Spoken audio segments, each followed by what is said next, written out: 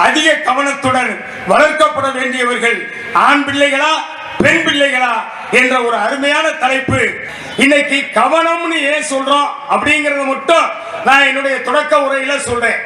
கவனம் இல்லைன்னா எதிலையுமே நம்ம ஜெயிக்க முடியாது. ஒரு ஓட்டப்பந்தயமா அதுல வெற்றி பெறணுங்கிறதுக்கு ஒரு கவனம் வேணும். பள்ளிக்கூடத்துல போய் சேர்த்து விடுறோம் பிள்ளைகளை, படிப்புல கவனம்ங்கிற ஒண்ணு இல்லைன்னா என்னதான் நம்ம பீஸ் கட்டி என்னதான் வேண்டியதெல்லாம் வாங்கி கொடுத்து வசதியான பள்ளிக்கூடத்துல சேர்த்தாலும் நம்ம பிள்ளை வெற்றி பெறுமானா? வெற்றி பெறாது. கவனம் இல்லையே எதையும் பெற முடியாது. இது தொழில கூட அப்படியே எடுத்துக்கலாம். ஒரு கடை வைக்கிறது பெருசு இல்ல, முதல் போடுறது பெருசு இல்ல. போட்ட முதலை பாதுகாத்து அந்த முதலுக்கு மேல வருமானம் எடுத்து ஒரு லாபகரமா ஒரு வணிகத்தை நடத்துகிற போதுதான் நம்ம வாழ்க்கையில ஜெயிக்க முடியும். அதுல கவனம் இல்லைன்னா அத்தனையும் போச்சு. ஆக கவனம் அப்படிங்கிற அந்த 4 எழுத்து அதுக்கு இருக்கக்கூடிய முக்கியத்துவம் தொழிலுக்கு உண்டு, படிப்புக்கு உண்டு, ஏன் ஒரு டாக்டருக்கு உண்டு. வைத்தவனுக்குன்னு போய் மருந்து கேட்டா டாக்டர் வேற எதையாவது கொடுத்துட்டா சிக்கலாகி போயிடும். பல பேப்பர் செய்திகள் பார்த்திருப்பீங்க அடிக்கடி. ஞாபக மறதியில ஆபரேஷன் பண்ணிட்டு சிஸ்டரை வயிற்றுக்குள்ளே வச்சு தச்சுட்டாங்க டாக்டர். வலிச்சுக்கிட்டே இருந்திருக்கு வயிறு பிள்ளைக்கு. என்னடான்னு கடைசியில் போய் பார்த்தா ஆபரேஷன் பண்ண இடத்துல சிஸ்டரை உள்ள வச்சு தச்சுட்டாங்க. ஞாபக மறதி, கவனக்குறைவு அப்படின்னு செய்தி எல்லாம் பார்த்திருப்போம். ஆக கவனக்குறைவு என்பது எல்லாத்துக்கும் வழிவகுக்கும். நம்ம வீட்டை நல்லா பாதுகாப்பா தான் வச்சிருப்போம், காவல்துறை நமக்கு பக்கபலமா தான் இருப்பாங்க. ஆனாலும் வீட்டை பூட்டி வைக்க வேண்டிய இடத்துல வைக்காம நம்ம வாட்டுக்கு அசால்ட்டா போட்டு போயிட்டா, கவனம் இல்லாம போனா அங்க ஏதாவது கோளாறு நடந்துரும். அப்ப கவனம்ங்கிற அந்த ஒண்ணு நம்ம வாழ்க்கையில சுத்தி சுத்தி வரக்கூடிய ஒரு முக்கியமான ஒண்ணு. அந்த கவனத்தை பிள்ளைகளை வளர்ப்பதிலே ஆண் பிள்ளைகளுக்கு அதிகமாக காட்ட வேண்டுமா, பெண் பிள்ளைகளுக்கு அதிகமாக காட்ட வேண்டுமா என்று இன்றைய இயந்திர வாழ்க்கைக்கு நாம் இடையே எப்படி நடக்க வேண்டும் என்ற ஒரு அருமையான சிந்தனையை இன்றைய தலைப்பாக தந்திருக்கிறார்கள். அதிக கவனத்துடன் வளர்க்கப்பட வேண்டியவர்கள் ஆண் பிள்ளைகளா பெண் பிள்ளைகளா என்ற ஒரு அருமையான தலைப்பு. இதுவரையிலும் எந்த தொலைக்காட்சியிலும் இந்த தலைப்பை நீங்கள் கேட்டிருக்க முடியாது. இது புதுமையான தலைப்பு, நல்ல சிந்தனையை தரக்கூடிய அற்புதமான தலைப்பை இன்றைக்கு எல்லிசி நகரில் இருக்கிற தேவி ஸ்ரீ கருமாரியம்மன் கோவில் ஆலய திருவிழாவிலே அறிமுகப்படுத்துகிறார்கள் என்று சொன்னால் இதிலே சிறப்பாக கேட்டு மகிழ வந்திருக்கிற உங்கள் அத்துணை பேருக்கும் மீண்டும் ஒரு முறை எங்களுடைய அன்பான வணக்கத்தை தெரிவித்துக் கொண்டு பட்டிமன்றத்தை தொடங்குகிறோம். முதலில் அதிக கவனத்துடன் வளர்க்கப்பட வேண்டியவர்கள் பெண் பிள்ளைகளே என்ற அணி விவாதத்தை தொடங்குகிறது. அணி தலைவர் ராஜராஜேஸ்வரி அவர்கள் விவாதத்தை தொடங்கி வைக்க வருகிறார்கள். இப்போ நம்ம ஒரு 5 சப்ஜெக்ட் இருக்குன்னு வச்சுக்கோங்கய்யா. எந்த சப்ஜெக்ட் வீக்கா இருக்கோ அந்த சப்ஜெக்ட்டுக்கு தானே நம்ம டியூஷன் வைப்போம். இப்போ மேக்ஸ்ல பையங்க பொண்ணோ வீக்கா இருந்தா மேக்ஸ்க்கு டியூஷன் வைப்போம், சயின்ஸ்ல வீக்கா இருந்தா சயின்ஸ்க்கு டியூஷன் வைப்போம். இப்போ ஆம்பளை பசங்க பொதுவாவே நல்லபடியா வளருவாங்க. அவங்களுக்கு நல்லது கெட்டது நம்ம பெத்தவங்க சொல்லி கொடுக்க வேண்டிய அவசியமே கிடையாது. ஆண் பிள்ளை ஜான் பிள்ளையானாலும் ஆண் பிள்ளை நாம அற்புதமா வளருவான். ஆனா இந்த பொம்பளை பிள்ளைங்க சமீபமா போகிற போக்கே சரியில்லைங்கய்யா. ஆமா, நிஜமா தாங்கய்யா. அந்த காலத்துலலாம் கலாச்சாரம் அப்படிங்கிறது இருந்தது, அப்படிதானே? எங்க பாட்டிலாம் பொட்டு வச்சாங்கன்னு வச்சுக்கோங்க, நல்ல குங்குமத்தை எடுத்து நல்ல நெத்தி நிறைய பெரிய ஹார்லிக்ஸ் டப்பா மூடி சைஸுக்கு வைப்பாங்க. அப்படியே ரோட்ல நடந்து போனாங்கன்னா எதிர்த்தாப்புல வர்ற கார் சிக்னல் நினைச்சு நின்றோம். அந்த அளவுக்கு ஒரு பதிபக்தி இருந்தது. ஆனா இந்த காலத்துல பொம்பளை பிள்ளைங்க வைக்கிற பொட்டை போய் பாருங்களேன், பாம்பு, பள்ளி, நட்டுவாக்காளி எல்லாம் நெத்தில தான் படம் எடுத்து இருக்கு. ஜூம் பண்ணி தான் பார்க்க வேண்டியதா இருக்கு. பாதி பிள்ளைங்க பொட்டே வைக்க மாட்டாங்க. அந்த காலத்துல எல்லாம் உச்சி எடுத்து அழகா தலை வகுடு எடுத்து சீவுவாங்க. நேர் வகுடு எடுத்தா என்ன அர்த்தங்க சொல்லுவாங்க? பிறந்த வீடு புகுந்த வீடு அது இரண்டையும் இணைக்கக்கூடிய பாலமாக ஒரு பெண் பிள்ளை இருக்கணும் அப்படிங்கிறதுக்காக தான் உச்சி எடுத்து அந்த காலத்துல தலை கட்டினாங்க.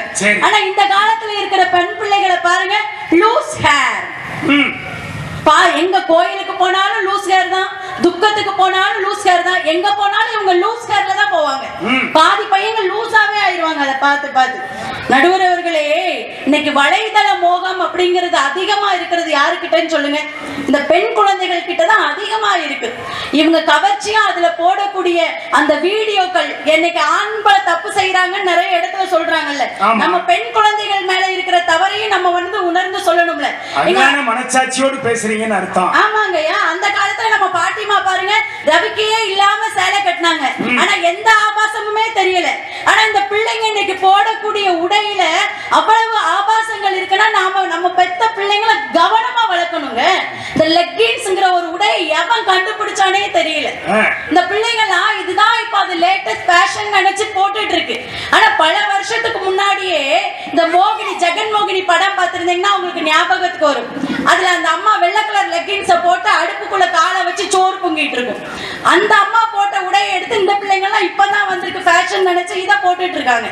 நடுவர் அவர்களே, ஒரு கவிஞன் கூட அழகா சொன்னான், உடலழகை ஊருமெச்ச காட்டக்கூடாது, மேல் உடுப்புகளை இடுப்பு தெரிய மாட்டக்கூடாது, உதட்டு மேல சிவப்பு சாயம் பூசக்கூடாது, ஏர் உழவனுக்கு ஏற்ற பண்பை மாற்றக்கூடாது, இப்படித்தான் இருக்க வேணும் பொம்பளை, இங்கிலீஷ் படிச்சாலும் இன்ப தமிழ் நாட்டுல, இப்படித்தான் இருக்க வேண்டும் பொம்பளை இப்படின்னு பாட்டு வந்த நாடு இந்த நாடு.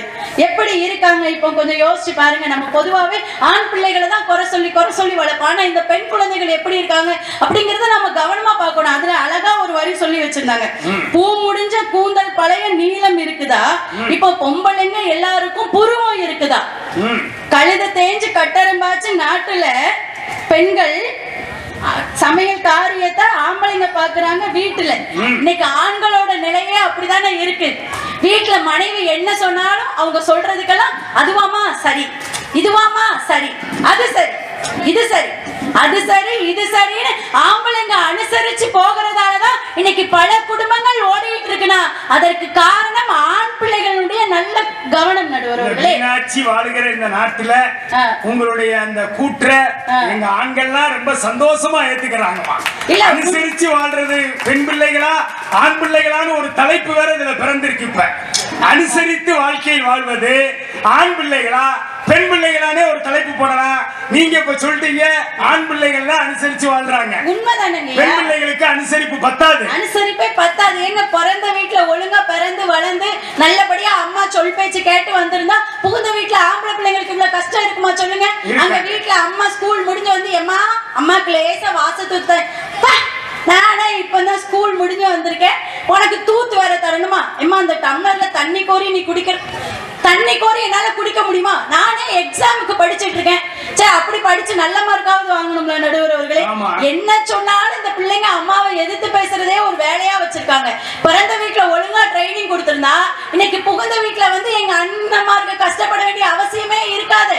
இன்னைக்கு பெண்களை விட ஆண்கள் தான் அதிக அளவுல நல்ல சமைக்கிறாங்க. இங்க சிவானனுக்கு வேற நாங்க ட்ரைனிங் கொடுத்துட்டு இருக்கோம் நடுவர் அவர்களே. ஆமா, பெண் பிள்ளைங்களுக்கு எப்படி கவனிக்கணும் அப்படின்னு நாங்க இப்பவுமே திருமணத்துக்காக அண்ணனுக்கு ட்ரைனிங் கொடுத்துட்டு இருக்கோம்.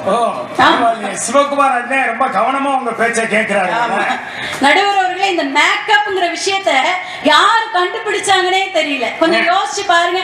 அந்த காலத்துல பெண்கள் என்னங்க ஒப்பனைகள் போட்டாங்க, ஆனா எவ்வளவு அழகான தேவதைகள் மாதிரி இருந்தாங்க. அப்படியே இந்த கருமாரியை அலங்கரிச்சு வச்ச மாதிரியே நம்ம அப்பத்தா போட்டோ வீட்டுல பாத்துருக்கோமே. ஆனா இந்த காலத்துல பிள்ளைங்க போறத பாருங்க, இந்த புருவ முடிய புடுங்கி எடுக்கிறதுக்கு 300 ரூபாய் நடுவர் அவர்களே போச்சுடா. ஃபேஸ்ல எத்தனை கோட்டிங் கொடுத்தாலும் அங்க கிளாரிட்டி அவ்வளவுதான் தெரிஞ்சும் கூட அவ்வளவு கோட்டிங். எங்க திருமணம்னா என்னங்க? முதல்ல காதலுக்கு வருவோம். காதல் அந்த காலத்துல எப்படி இருந்தது நடுவர் அவர்களே சொல்லுங்க? அந்த காலத்துல எப்படி இருந்தது காதல்? ஒருவன் ஒருவனை நினைத்து விட்டால் அந்த உறவுக்கு பெயர் என்ன அப்படின்னு சொல்லுவாங்க. அந்த ஒருவனை தவிர இன்னொருத்தனை நினைக்காத அந்த புண்ணிய காதல் அப்போ இருந்தது. இப்ப அன்னைக்கு ஒரு பையன் பஸ்ல போயிட்டு இருந்தான், தன்னுடைய காதலிக்கு போன் பண்ணுதான், செல்லக்குட்டி எங்கடி தங்கம் இருக்க அப்படின்னு. அதுக்கு அந்த பிள்ளை சொல்லுது, அது கொஞ்சம் சவுண்ட் கூட வச்சிருந்தா நடுவுல, எனக்கு எப்படி கேட்டதுன்னு நீங்க கேட்ட கூடாதுல்ல, அதனால நான் தெளிவா சொல்றேன். அந்த போன்ல கொஞ்சம் லவுட் ஸ்பீக்கர் போட்டு பேசிட்டு இருந்தானா, அதனால எனக்கு லேசா, பொதுவா எனக்கு ஒட்டு கேட்கிற பழக்கம்லாம் கிடையாது, இருந்தாலும் என் காதுல விழுந்ததால நான் கேட்டேன் நடுவர்களே. காதை மூடவா முடியும் சொல்லுங்க. தானா விழுந்ததால நானும் லேசா கேட்டேன். அதுக்கு அந்த பிள்ளை சொல்லுது, நான் இப்ப இருந்தாண்டா அப்படியே வந்து ஜவுளி கடைக்கு போயிட்டு இருக்கேன், அப்படியே ஒரு 40,000க்கு பர்ச்சேஸ் பண்ணிட்டு அப்படியே தலப்பாக்கட்டு பிரியாணிக்கு போய் பிரியாணி சாப்பிட்டு அப்படியே நகைலாம் பர்ச்சேஸ் பண்ணிட்டு எங்க பங்களா வீட்டுல போய் ரெஸ்ட் எடுத்துட்டு டுமாரோ மார்னிங் உன்னை வந்து மீட் பண்றதா ரமேஷ் அப்படின்னு தோணுச்சு. உடனே இந்த பையன் சொன்னா, நீ எதுக்கு இம்மா இவ்வளவு சீன் போடுற, நீ போயிட்டு இருக்கிற அந்த டவுன் பஸ்ல உனக்கு பின்னாடி 3வது சீட்ல தான் நான் உட்காந்துருக்கேன், உனக்கு டிக்கெட் எடுக்கவா வேண்டாமான்னு கேட்டதுக்கு தான் போன் பண்ணேன். அப்படி எதுக்கு நடுவுல இந்த சீன்லாம் சொல்லுங்க. ஆனா இந்த காலத்துல திருமணத்துக்கு மாப்பிள்ளை பார்க்கும் போதே அவங்க போடுற முதல் கண்டிஷன், அந்த வீட்டுல மாமியார் இருக்கக்கூடாது, அடுத்து நாத்தனார் பிரச்சனைகள் இருக்கக்கூடாது, அப்படிதானே கண்டிஷனே போடுறாங்க நடுவர்களே. இங்க தாய்மைங்கிறது பெண்மைக்கே உண்டான ஒரு விஷயம். அதனாலதான் ஒரு கவிஞன் அழகா சொன்னான், கஞ்சின் குரலும் கண்ணி தமிழும் சொல்லும் வார்த்தை அம்மா அம்மா, கருணை தேடி அழையும் உயிர்கள் உருகும் வார்த்தை அம்மா அம்மா. இந்த காலத்துல ஒரு குழந்தை வளர்ப்பு இருக்கா நடுவர்களே, ஒழுங்கா பிள்ளைய பாத்துக்கிறாங்களாங்க? கொஞ்சம் யோசிச்சு பாருங்க. வீட்டுல உத்தியோகம் புருஷ லட்சணம் சொன்னா, கணவன் சம்பாதிக்கிறதுக்காக வேலைக்கு போனா மனைவியினுடைய கடமை என்ன, அந்த குடும்பத்தையும் கொண்டவனுக்கு எது பிடிக்கும், குழந்தைகள் எதை விரும்பும், தன்னூற்றி கிடக்கும் மாமன் மாமியருக்கு தக்கது எதுன்னு சொல்லி குடும்பத்தை பாத்துக்கிறது தானங்க அவங்களுடைய வேலை. நீங்களும் வேலைக்கு போய் பணமும் வீடும் நகையும் சேர்த்து வச்சு என்னத்துக்குங்க? பிள்ளைங்க அவங்களுடைய எதிர்காலத்துக்கு என்ன தேவை அப்படிங்கறதே மறந்துடுறாங்க. அன்னைக்கு அப்பாவும் வேலைக்கு போறாங்க, அம்மாவும் வேலைக்கு போறாங்க, பக்கத்து வீட்டுல நடக்குது நடுவர்களே. இது எப்படி உனக்கு தெரிஞ்சது நீங்க கேட்டக்கூடாது. அங்க ஜன்னல் லேசா தெரிஞ்சது நடுவர்களே. பக்கத்து வீட்டுல நடக்கிறது அப்புறம் தெரியலன்னா அப்புறம் என்ன இருக்கு? அந்த சத்தம் லேசா காதுல விழுந்து அந்த பாப்பா உண்மையிலே கேக்குதுங்க அம்மா கிட்ட, அம்மா நீ நம்மோட நகைப்பெட்டிய வேலைக்கார அம்மா கிட்ட கொடுத்துட்டு போவையாமான்னு கேக்குது. அந்த அம்மா இல்லம்மாங்குது. அப்போ உன்னுடைய பர்ஸை கொடுத்துட்டு போவையாமா? இல்லம்மா நான் கொடுக்க மாட்டேன். நம்ம சொத்து பத்திரம் ஏதாவது கொடுத்துட்டு போவையாமா? இல்லம்மா. பீரோ சாவியை கொடுத்துட்டு போவையாமா? இல்லம்மா. அப்புறம் ஏமா என்னைய மட்டும் எப்ப பார்த்தாலும் வேலைக்கார அம்மா கிட்டே கொடுத்துட்டு நீ வேலைக்கு போயிடுற அப்படின்னு ஒவ்வொரு குழந்தைகளும் ஏங்கும் அளவிற்கு இன்றைய காலத்தில் குழந்தை வளர்ப்பு இருக்குன்னா நடுவர்களே, நாம் அதிக கவனமாக வளர்க்கப்பட வேண்டியது நம்முடைய பெண் குழந்தைகளை தான். ஏனால் அவர்கள் தான் அவர்கள் பிறந்த வீட்டையும் சரி, போய் வாழ வைக்கக்கூடிய புகுந்த வீட்டையும் சரி, இன்றைய சமுதாயத்தில் நாடே பெண்களுடைய கையில் இருப்பதால் நாம் அதிக அக்கறையுடனும் அதிக கவனத்துடனும் வளர்க்க வேண்டியது பெண் பிள்ளைகளையே பெண் பிள்ளைகளையே பெண் பிள்ளைகளையே என்று நல்ல வாய்ப்பிற்கு நன்றி கூறி விடைபெறுகிறேன். நன்றி, வணக்கம், ஜெய்ஹிந்த். இதெல்லாம் மறுப்பு தெரிவித்து ஆண் பிள்ளைகளே அதிக கவனத்துடன் வளர்க்கப்பட வேண்டியவர்கள் என்ற அணிக்கு தலைமை தாங்கி கவிஞர் கு சிலம்பரசன் விவாதம் தருகிறார். அதாவது நெருப்புன்னு ஒண்ணு இருக்குங்க ஐயா நடுவர் அவர்களே. இந்த நெருப்ப தொட்டா சுடுன்னு சொன்னா அதை கேட்டுக்கிட்டு தொடாம இருக்கிறது எங்க பெண் பிள்ளைகள். இல்ல நாங்க தொட்டு பார்ப்போம் சுட்டுக்கிட்டு ஐயோ அம்மா ஐயோ அம்மான்னு கத்துறவங்க தாங்க எங்க ஆண் பிள்ளைகள் அப்படிங்கிற இந்த நேரத்துல நான் சொல்றேன் நடுவர் அவர்களே. அதனால ஆண் பிள்ளைகளை கவனமா வளர்க்கணும், அதிகமா கவனமா. ஏன்னா அவங்க பட்டாதான் திருந்துவாங்க, அதனால கவனம் அதிகம் அவங்களுக்கு தான் நடுவர் அவர்களே. அது மட்டும் இல்ல, பெண்கள் எல்லாம் கற்பூரம் மாதிரி அப்படியே சொன்னா அப்படியே கப்புன்னு பிடிச்சுக்குவாங்க எதா இருந்தாலும். ஆனா இந்த ஆண் பிள்ளைகள் நடுவர் அவர்களே வாழ மட்ட மாதிரி அதை வச்சு நாம பொருத்தி எரியுதுன்னு பார்த்தா புகைதான் வந்துகிட்டே இருக்கும். கண்ணை கலங்கி எரிஞ்சு கடைசியில எப்பயோ பிடிக்குன்னு பார்த்தா எல்லாம் முடிஞ்சதுக்கு அப்புறம் பிடிக்கும். அந்த மாதிரி கேள்றான்னு சொன்னா கடைசியில அந்த வேலையை நாமளே செஞ்சுட்டு போயிடலாம். அந்த அளவுக்கு இருக்கக்கூடியவர்கள் தான் நடுவர்கள் ஆண் பிள்ளைகள். அதனால அவங்களதான் கவனமா வளர்க்கணும். அது மட்டும் இல்ல, நம்ம ஆட்கள் பழமொழியெல்லாம் வச்சிருக்காங்க பாருங்க. ஆஸ்திக்கு ஆண் பிள்ளையா, ஆசைக்கு பெண் பிள்ளையா. என்னங்க உங்க பழமொழி? அது மட்டும் இல்லாம, அதாவது கல்லு மேல கண்ணாடி விழுந்தாலும் கண்ணாடி தான் உடையுமா, கண்ணாடி மேல கல்லு விழுந்தாலும் கண்ணாடி தான் உடையுமா, அதே மாதிரி முள்ளு மேல சேலை விழுந்தாலும் சேலை தான் கிளியுமா, சேலை மேல முள்ளு விழுந்தாலும் முள்ளு தான், அதாவது சேலை தான் கிளியுமா. இப்படி அவர்களே நடுவர்களே நம்முடைய முன்னோர்கள் நம்முடைய பழமொழி இப்படி. பெண் பிள்ளைகள் என்றாலே அடுத்த கட்டம் தானா, ஆண்கள் தான் எல்லாத்திலயும் சிறந்ததான். இதுல நீங்க யோசிச்சு பாருங்க, கல்லு மாதிரி இருக்கிறது ஆணு, கண்ணாடி மாதிரி இருக்கிறது பெண்ணு. அந்த கண்ணாடி என்பது உடையாமல் பாதுகாக்க வேண்டிய பொறுப்பு ஆண்களிடம் இருக்கு நடுவர் அவர்களே. அந்த கண்ணாடியை உடையாம பாத்துக்கிறது ஆணு. அதே மாதிரி முள்ளு மாதிரி இருக்க நீ கீர்னாதாயா சேலை கிளியும். அப்ப நீதாயா கீராம பொறுப்போட இருந்துக்கணும். எந்தெந்த இடத்துல அந்த வழிகாட்டுதல் விடணுமோ அங்க கரெக்டா விடணும். அப்ப ஆண்கள் சமூகத்துல கரெக்டா இருந்தா அங்க கண்ணாடி உடைய வேண்டிய அவசியம் இல்ல, சீலை கிளிய வேண்டிய அவசியம் இல்ல நடுவர்கள். அதனாலதான் சொல்றேன், ஆண்கள் தான், ஆண் பிள்ளைகள் தான் அதிகமா கவனத்தோட வளர்க்க வேண்டும். இன்னொன்னு சொல்லுவாங்க, கடுகு சிரித்தாலும் காரம் குறையாதான். எப்ப இந்த பழமொழிகளை முதல்ல சொல்றதை விடுங்க. ஆமா, கடுகு என்ன, ஆண் பிள்ளை என்ன, அதெல்லாம் கிடையாது. ஆணும் பெண்ணும் எல்லோரும் சமம் என்ற நிலை வந்து விட்டது நடுவர் அவர்களே. இன்னொன்னு சொல்றாங்க, அதாவது தாய் மண்ணாக இருந்தாலும் சரி, தாய் நாட்டு பெண்ணாக இருந்தாலும் சரி, இருவரையும் பாதுகாக்க வேண்டிய கடமை பொறுப்பு ஆண்களுக்கு தான் நடுவர் அவர்களே இருக்கிறது. அதனால தாய் மண்ணையும் தாய் நாட்டையும் தாய் பெண்ணையும் காக்கக்கூடிய ஆண்கள் தான் அதிக கவனத்தோட பொறுப்போட வளர்க்கப்பட வேண்டும். என்ன நான் சொல்றது சரியா இல்லையா? கை தட்டுங்க ஆண் பிள்ளைகள், பெண் பிள்ளைகள் பாத்துக்கிட்டு இருக்கீங்கல்ல, கை தட்டுங்க. நல்ல பெண்கள் தான். ஆமா, பெண்கள் பையங்க தட்டுறாங்க பாருங்க, குட்டி பையங்க. Very good. அதாவது இன்னைக்கு ஆண் பிள்ளைகள் எப்படி தெரியுமா இருக்காங்க, நல்லா கவனிச்சுக்கோங்க. இந்த பாடல்கள் வந்து நீங்க கேட்டிருக்கலாம். இங்க பாருங்க, வீடு வரை செல்போன். ஆண் பிள்ளைகள் இங்க பாருங்க, வீடு வரை செல்போன், வீதி வரை பைக்கு, காடு வரை சரக்கு, கடைசி வரை சொகுசு. இப்படி தாங்க நடுவர் அவர்களே இன்னைக்கு ஆண் பிள்ளைகள் வாழ்ந்துகிட்டு இருக்காங்க. அவங்க மாத்தணும்னா கவனமா வளர்க்கணும். ஆண் பிள்ளைகளை தான் கவனமா வளர்க்கணும். அது மட்டும் இல்லாம இன்னைக்கு போதையினால பாதை மாறி போயிட்டு இருக்கிறது ஆண் பிள்ளைகள் தான் நடுவர் அவர்களே. நல்லா தெரிஞ்சுக்கங்க. விடலை பருவத்தை எட்டும் சிறுவனிடம் விஸ்கி வாசம் வீசுகிறது நடுவர் அவர்களே. விடலை பருவத்தை எட்டும் சிறுவனிடம் விஸ்கி வாசம் வீசுகிறது, பள்ளி பருவத்தை எட்டும் சிறுவனிடம் பான்பிராக் வாசனை வீசுகிறது. இன்னைக்கு உச்சநீதிமன்றமே இந்த கூழ்லிப்பு, இந்த கஞ்சா போன்ற போதைப் பொருட்களுடைய பாதிப்பை குறித்து சொல்லியிருக்காங்கன்னா அதிக கவனத்தோடு வளர்க்க வேண்டியவர்கள் நடுவர் அவர்களே ஆண் பிள்ளைகள் தான். இந்த தாய்மார்களை சொல்றது சரிதானே? சரிதானே?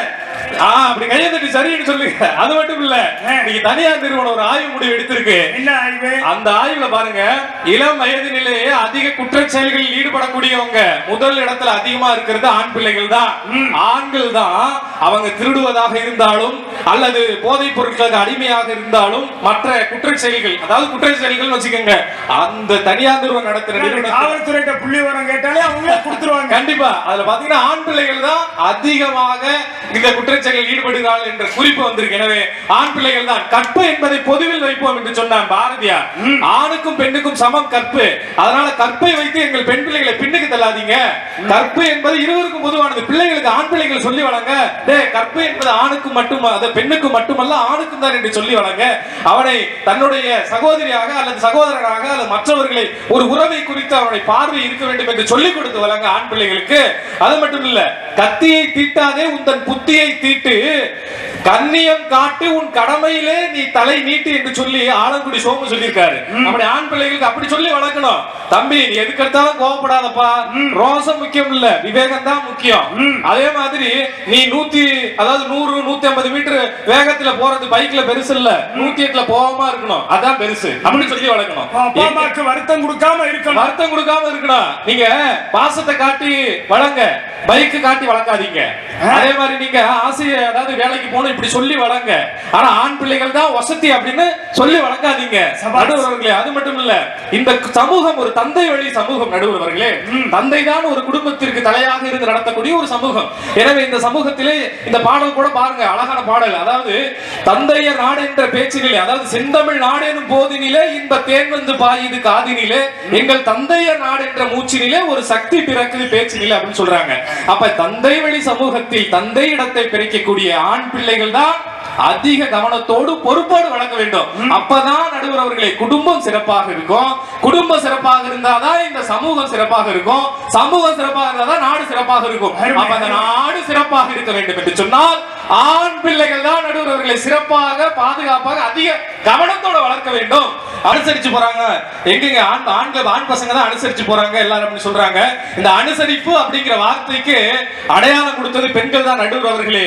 ஆண் மகனின் தேவைக்காக தன்னுடைய வீட்டை விட்டு ஆண் வீட்டுக்கு வந்து மருமகளாக வந்து தன் வீட்டை விட்டு கொடுப்பவள் பெண் பிள்ளைகள் தான் நடுவர்களே. அதனால ஆண்களை விட பெண்கள் தான் அனுசரிப்பில் விட்டு கொடுப்பதிலும் முதலிடம் பெற்றிருக்கிறார்கள். அது மட்டும் இல்லாம கிடைக்கிற சம்பளத்தை கொண்டு வந்து கணவன் கொடுப்பான் செலவழிச்சது போக, அதை வைத்து குடும்பத்தை நடத்தி அனுசரிச்சோடு நடத்துறதான் நடுவர்கள் அந்த குடும்பம் சிறப்பாக இருக்கும். அதனால அனுசரிப்புலயும் சரி, அது ஆரோக்கியத்திலையும் சரி, வழிநடத்தலையும் சரி, பெண்கள் தான் நடுவர்கள் சிறப்பா இருக்காங்க. அதனால ஆண் பிள்ளை தான் கவனமா இருக்கணும். இன்னொன்னு சொன்னாங்க, இந்த சாப்பாடு இந்த மாதிரி விஷயத்துல, அதாவது இன்னைக்கு அன்னைக்கும் சரி இன்னைக்கும் சரி ரிசல்ட்ல யாருங்க முதலிடம்? நீங்களே சொல்லுங்க, ஆண்களா பெண்களா? சொல்லுங்க சொல்லுங்க. பெண்கள் தான் அன்று தொட்டு இன்று வரைக்கும்.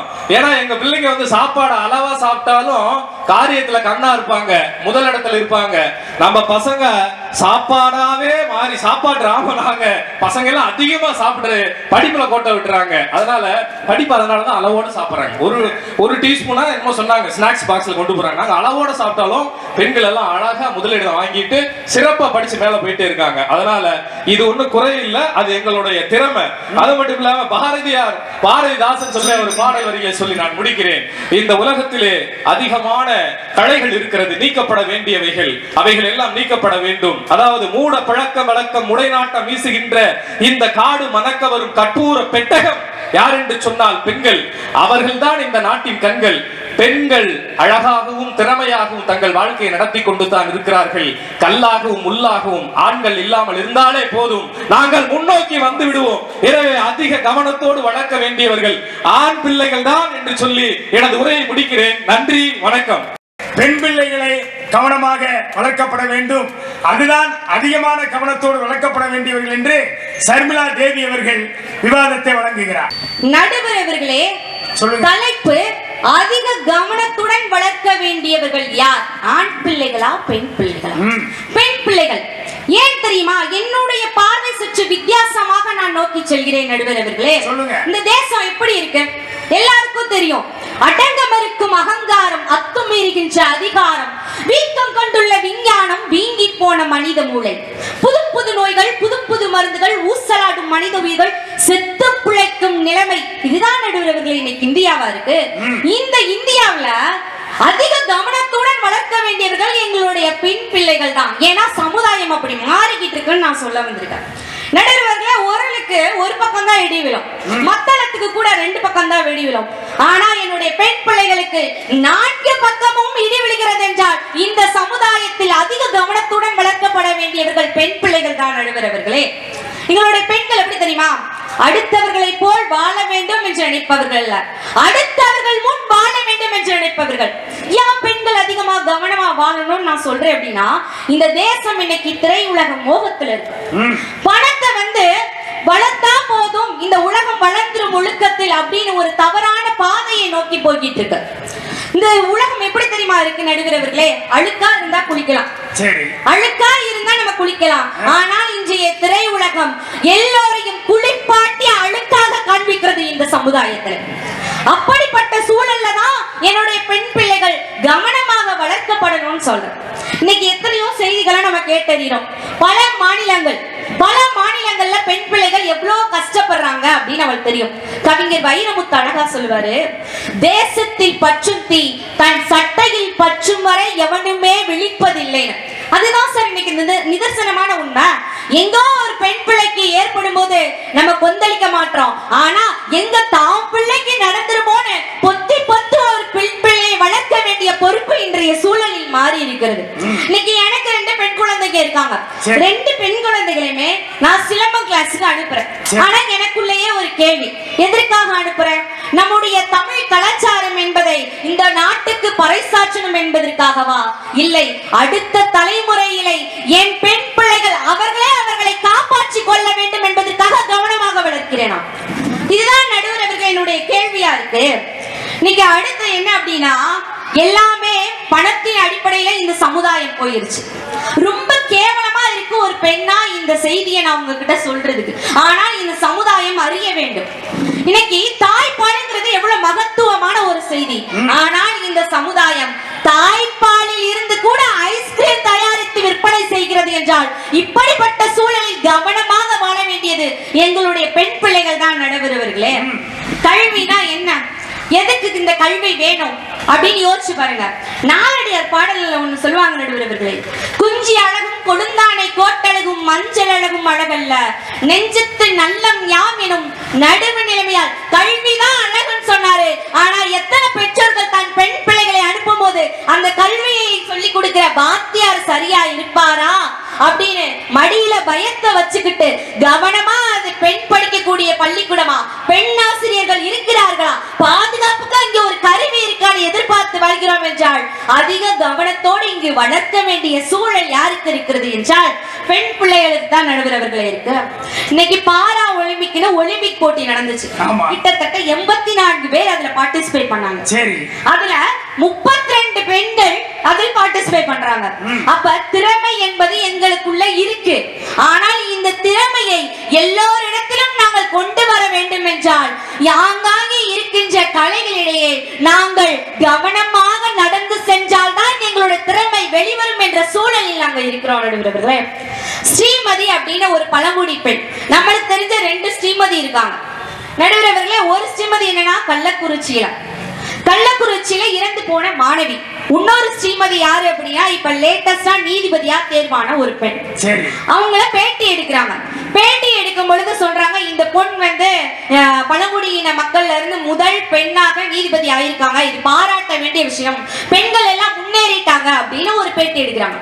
ஆனா அந்த செய்தித்தாளை முழுவதும் படிக்கும் பொழுதுதான் தெரியுது அங்க இருக்கிற ஒரு கிராமத்து தலைவர்கிட்ட கேக்குறாங்க இத பத்தி என்ன சொல்றீங்க அப்படின்னு சொல்லிட்டு. அதற்கு அந்த கிராமத்து தலைவர் சொல்றாரா, ஸ்ரீமதி என்கிற பெண் ஜெயித்து விட்டால், ஆனால் அது முன்னேற்றம் அல்ல, அது முன்னேற்றம் அல்ல. அதே மாதிரி சுற்று வட்டாரத்துல 248 கிராமங்கள் இருக்கு. அத்தனை பெண் பிள்ளைகளும் சிறிய வயதிலே திருமணம் செய்துவிட்டு வயிற்றிலையும் வாயிலையும் பிள்ளைய சுமந்துகிட்டு வாழ்கின்ற ஒரு அவல நிலையில இருக்காங்க. அவங்களுக்கெல்லாம் ஸ்ரீமதி முன் உதாரணம் தான். ஸ்ரீமதி மட்டும் வந்து விட்டால் அது முன் உதாரணம் தான், முன்னேற்றம் அல்ல. அத்துணை பெண்களும் வெளியில் வர வேண்டும் என்பதுதான் முன்னேற்றம் அப்படின்னு சொன்னார் நடுவர்களே. சார் அப்படி முன்னேற்றம் வேணும்னா இந்த சமுதாயத்துல பல பிரச்சனைகளை கடந்து நாங்க கவனமா வர வேண்டிய சூழல்ல இருக்கோம். புதுக்கோட்டையில விஜயலட்சுமின்னு ஒரு பெண்ணு, அந்த பொண்ணு விஞ்ஞான வளர்ச்சியில ஜெயிச்சுட்டாங்க. விஞ்ஞான அறிவியல் பூர்வமான ஒரு கண்டுபிடிப்பா கண்டுபிடிச்சிட்டாங்க, செய்திகளை போடுறாங்க. அமெரிக்காவில் இருக்கிற நாசாவுக்கு அனுப்புறதுக்கு எல்லாரும் அவங்களுக்கு வந்து ஆர்டர் கொடுத்து எல்லாம் அனுப்பிட்டாங்க. அப்ப அந்த என்ஜிஓ அமைப்புல இருந்து ஒரு என்ஜிஓ அமைப்பு வந்து கேக்குறாங்க, ஏமா உனக்கு ஏதாவது தேவைப்பட்டா நீ அமெரிக்கா போற, ஏதாவது தேவைப்பட்டா சொல்லி நாங்க செய்து கொடுக்கிறோம் அப்படின்னு சொல்றாங்க. உடனே அந்த பொண்ணு எனக்கு தேவை என்பது கிடையாது, எனக்கு எந்த தேவை என்பதும் இங்கு கிடையாது, என்னுடைய ஊர் மக்களுக்கு பயன்படுத்தக்கூடிய கழிவறை உங்களால் கட்டித்தர முடிந்தால் கட்டித்தார்கள் என்று ஊருக்காக ஒரு பெண் குரல் கொடுத்தாள் என்றால் அப்படிப்பட்ட விஜயலட்சுமி பல ஊர்களில் வாழ்ந்து கொண்டிருக்கிறார்கள். அவர்கள் வெளிவரணும் பல பாலியல் வன்முறைக்கு மத்தியிலே என்றால் அங்குதான் சார் பெண்கள் கவனமா வாழட்டும். நடுவர்களே, பெண்ணாய் பிறப்பது பிழையல்ல, பெண்ணாய் பிறப்பது பிழையல்ல, பிறந்தாய் பூமியை நீ வெல்ல என்பதை ஞாபகம் வைத்துக் கொள்ளுங்கள். பாஞ்சாலி சபதத்தில கூட அங்கே துரியோதனன் பாஞ்சாலியுடைய துறையை உரியும் பொழுது பாரதியார் அதை பற்றி ஒரு கவிதையில் அழகா எழுதினான்.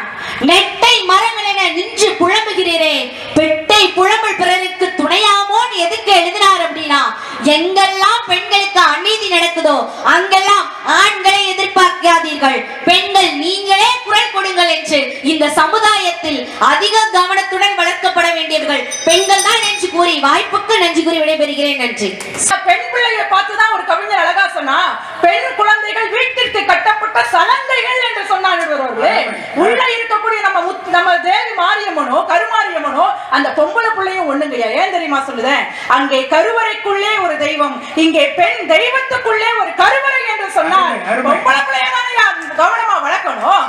இவங்க என்னங்கய்யா பேச வந்துட்டாங்க, ஆம்பளை பிள்ளைங்களை என்ன வரத்து வராங்க தெரியுமாங்கய்யா, 100ல போறா 108ல திரும்ப வந்துருதான். இந்த வந்துட்டேன்டா மாப்பிள்ள, இந்த வந்துட்டேன்டா மாப்பிள்ள, கடைசியில பார்த்தா தினத்தந்தில பக்கம் போட்டு வந்துருதான் நடுவர்களே, படமா வந்துருது. அதனாலதான் காவல்துறை நண்பர்கள் ஒரு கவிதை எழுதினாங்க, இளைஞர்களை ரத்த தானம் செய்யுங்கள், அது நடு ரோட்டில் எல்லாம் ஆஸ்பத்திரியில் என்று எழுதினாங்கன்னு சொன்னா டங்க ஸ்லிப் ஆயிட்டு ஒரு வார்த்தையை சொல்லிட்டேன். பின்னாடி இத்தனை பேச்சு பேசணுமா இல்ல கேட்க நான் வந்து வராங்க பாருங்கய்யா. ஒரு ஆம்பளை பிள்ளைய பத்தி மேடையில பேச விடுவாங்களாங்கய்யா. விழிப்புணர்வு பேரணி காவல்துறை நடத்துவது யாருக்காக சொல்லுங்கய்யா. நீங்க தான் சொல்லணும். நான் தான் சொல்லணும், ஆம்பளை பிள்ளைகளுக்காக நடுவர்களே. எங்கேயாவது போதை மாறி போறாங்க எங்க பொம்பளை பிள்ளைங்க, அவ்வளவு ஒழுக்கமா இருக்காங்க நடுவர்களே. வெளிநாட்டுக்காரங்களா இன்னைக்கு அண்ணாந்து பார்த்தாங்கன்னா காரணம் என்ன, எல்லையில் நகர் பெண் பிள்ளைகள் பூரா கட்டுப்பாடோட ஒழுக்கமா பண்பாடா இருக்காங்க நடுவர்களே. குழந்தை வளர்ப்பு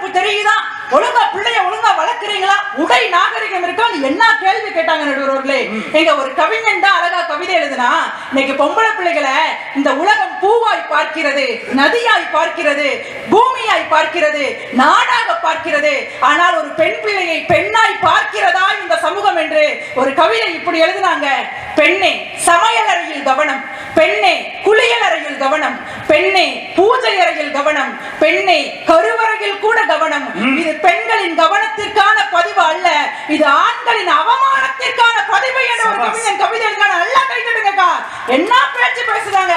அன்புக்கு பிறந்தவர்கள் பெண் பிள்ளைகள், பம்புக்கே பிறந்தவங்க தாங்க இந்த ஆம்பளை பிள்ளைங்க. படிக்கிறதுக்கு பிறந்தவங்க பொம்பளை பிள்ளைங்க, நடிக்கிறதுக்கு பிறந்தவங்க தான் ஆம்பளை பிள்ளைங்க. வீட்டுல வந்து குடிச்சுக்கிட்டு இந்த ஆம்பளைங்க பூரா என்ன நடிப்பு நடிச்சுக்கிட்டு இருக்காங்க நடுவர்களே. உண்மையிலேயே கோயில் கட்டி கும்பிடணும்னு சொன்னா நித்தம் நித்தம் குடிகார கணவனோடு குடும்பம் நடத்தக்கூடிய எங்க பெண் தெய்வங்களுக்கு தானே நீங்க கோயில் கட்டி கும்பிடணும். குடியின் பாதையில போய் குடும்பத்தையே மறக்கிறது ஆம்பளை பிள்ளைகளா பொம்பளை பிள்ளைகளாங்க. கூடா நட்பு கேடாய் முடியும்னு சொன்னாங்க. கல்யாணத்துக்கு அப்புறம் பாருங்க பொம்பளை பிள்ளைகளுக்கு எந்த நட்பும் இருக்காது. கல்யாணத்துக்கு முன்னாடி நாங்க நல்ல நட்பு வட்டாரத்தோட இருப்போம் நடுவர்களே. ஆனா இந்த ஆண்களை பாருங்க நட்புகளோட சேர்ந்துக்கிட்டு சேராத சேர்க்கையெல்லாம் சேர்த்துக்கிட்டு என்ன வரத்து வராங்க. நைட்டு 10 மணிக்கு எந்த ஆம்பளையாவது வீட்டுக்கு வரானாக்கா இல்ல கேட்க கூட 4-5 ஃப்ரெண்ட்ஸை கூட்டிட்டு வீட்டுக்கு வருவாங்க. அந்த அக்கா ஐயோ பாவம் எல்லிஸ் நிலர்ல புருஷனுக்கு மட்டும் 4 தோசையை சுட்டு வச்சிருப்பாங்க. 4 ஃப்ரெண்ட்ஸை சொல்லாம கூட்டு வந்தா அந்த 4 தோசை 4 பேர் பிச்சு பிச்சியாக்கா சாப்பிட முடியும்? இந்த மாதிரி பொம்பளை பிள்ளைங்க எந்த அட்டூழியமாவது பண்றோமா நடுவர்களே? இந்த நீங்க நடந்து போகும்போது கூட சிக்னல்ல போட்டிருப்பாங்க நில் கவனி செல் என்று சொல்வாங்க. முதல்ல நிக்கணும், அடுத்தது கவனிக்கணும், அடுத்ததுதான் போகணும். வாழ்க்கையும் அதே மாதிரி தான் நடுவர்களே. முதல்ல நின்னு பார்க்கணும், அப்புறம் வாழ்க்கையில் என்ன பிரச்சனைகள் இருக்கிறது என்பதை கவனிக்கணும், அதுக்கப்புறம் வாழ்க்கை போகக்கூடிய திசையிலே நகர்ந்து போக வேண்டும் என்று சொன்னால் அப்படி நின்று கவனிச்சு செல்பவர்கள் ஆண் பிள்ளைகளை காட்டிலும் பெண் பிள்ளைகள் தான் நடுவர்களே. எங்க பொம்பளை பிள்ளைகளுக்குள்ள விளையாட்ட பாருங்க அக்கா. நம்ம அப்படி விளையாண்டா என்ன விளையாடுவோம் சொல்லுங்க? ஒரு பல்லாங்குழி விளையாடுவோம், ஒரு நொண்டி விளையாடுவோம். இன்னைக்கு பல்லாங்குழி விளையாடுறாங்களா? ஆமா தெரியுமா? வீட்ல நானே எங்க அக்காவும் பல்லாங்குழி தான் டெய்லி விளையாண்டுட்டு இருக்கோம் நடுவர்களே. ரொம்ப மகிழ்ச்சி. எதுக்கு நான் பல்லாங்குழி பிள்ளைக்கு அதை தாங்க சொல்லி கொடுத்துட்டு இருக்கேன். எதுக்கு இந்த பல்லாங்குழி விளையாடுறோம்? இல்லாதவன் இருப்பவன் இல்லாதவனுக்கு கொடுக்கணும் என்பதை உயர்வாக சொல்லியதுதான் அந்த பல்லாங்குழி அப்படிங்கிற விளையாட்டுனா. எதுக்கு இந்த பொம்பளை பிள்ளைங்க நொண்டி விளையாடுறாங்க?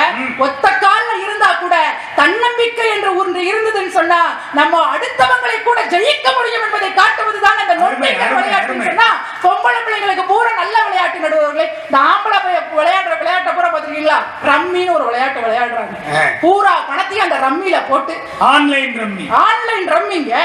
என்னங்க எங்க ஒரு வீட்ல இருக்கக்கூடிய பிள்ளைகள் மண்ணுல விளையாண்டா கை மட்டும் தாங்க அழுக்காகும். ஆனா செல்லுல ஆம்பளை பையன் விளையாண்டா வாழ்க்கையே அழுக்காகும் என்பதை மறந்து விடாதீர்கள். பணம் சம்பாதிக்கிறவங்க அதிகாரத்தில் ஆண்கள் எல்லாம் எதிர்த்து பேசுறாங்களே.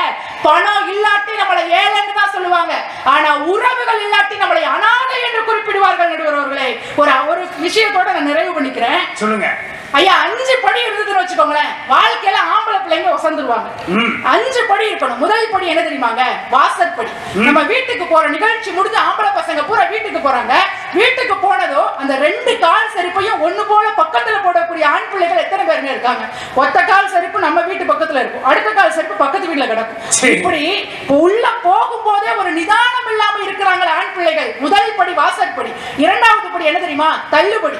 தள்ளுபடினா போத்தீஸ்ல போடுறாங்க அந்த தள்ளுபடியா? கிடையாது நடுவர்களே. மற்றவர்கள் மீது காட்டக்கூடிய விருப்பு வெறுப்புகளை எல்லாம் ஆண் பிள்ளைகள் தள்ளுபடி செஞ்சிடணுங்க. அப்ப வாழ்க்கை சந்தோஷமா இருக்குங்க. 3வது படி என்ன தெரியுமாங்க? மறுபடி. ஒரு விஷயம் நமக்கு வரலையா அதை மறுபடி செஞ்சு பார்க்கணும் நடுவர்களே. அதுல பொம்பளை பிள்ளைங்க கரெக்டா இருப்போங்க. நாங்க எங்களுக்கு ஒரு சம்மு வரலையா அதை மறுபடி செஞ்சு பார்ப்போம். அதனாலதான் நாங்க 98 மார்க் வாங்குவோம்.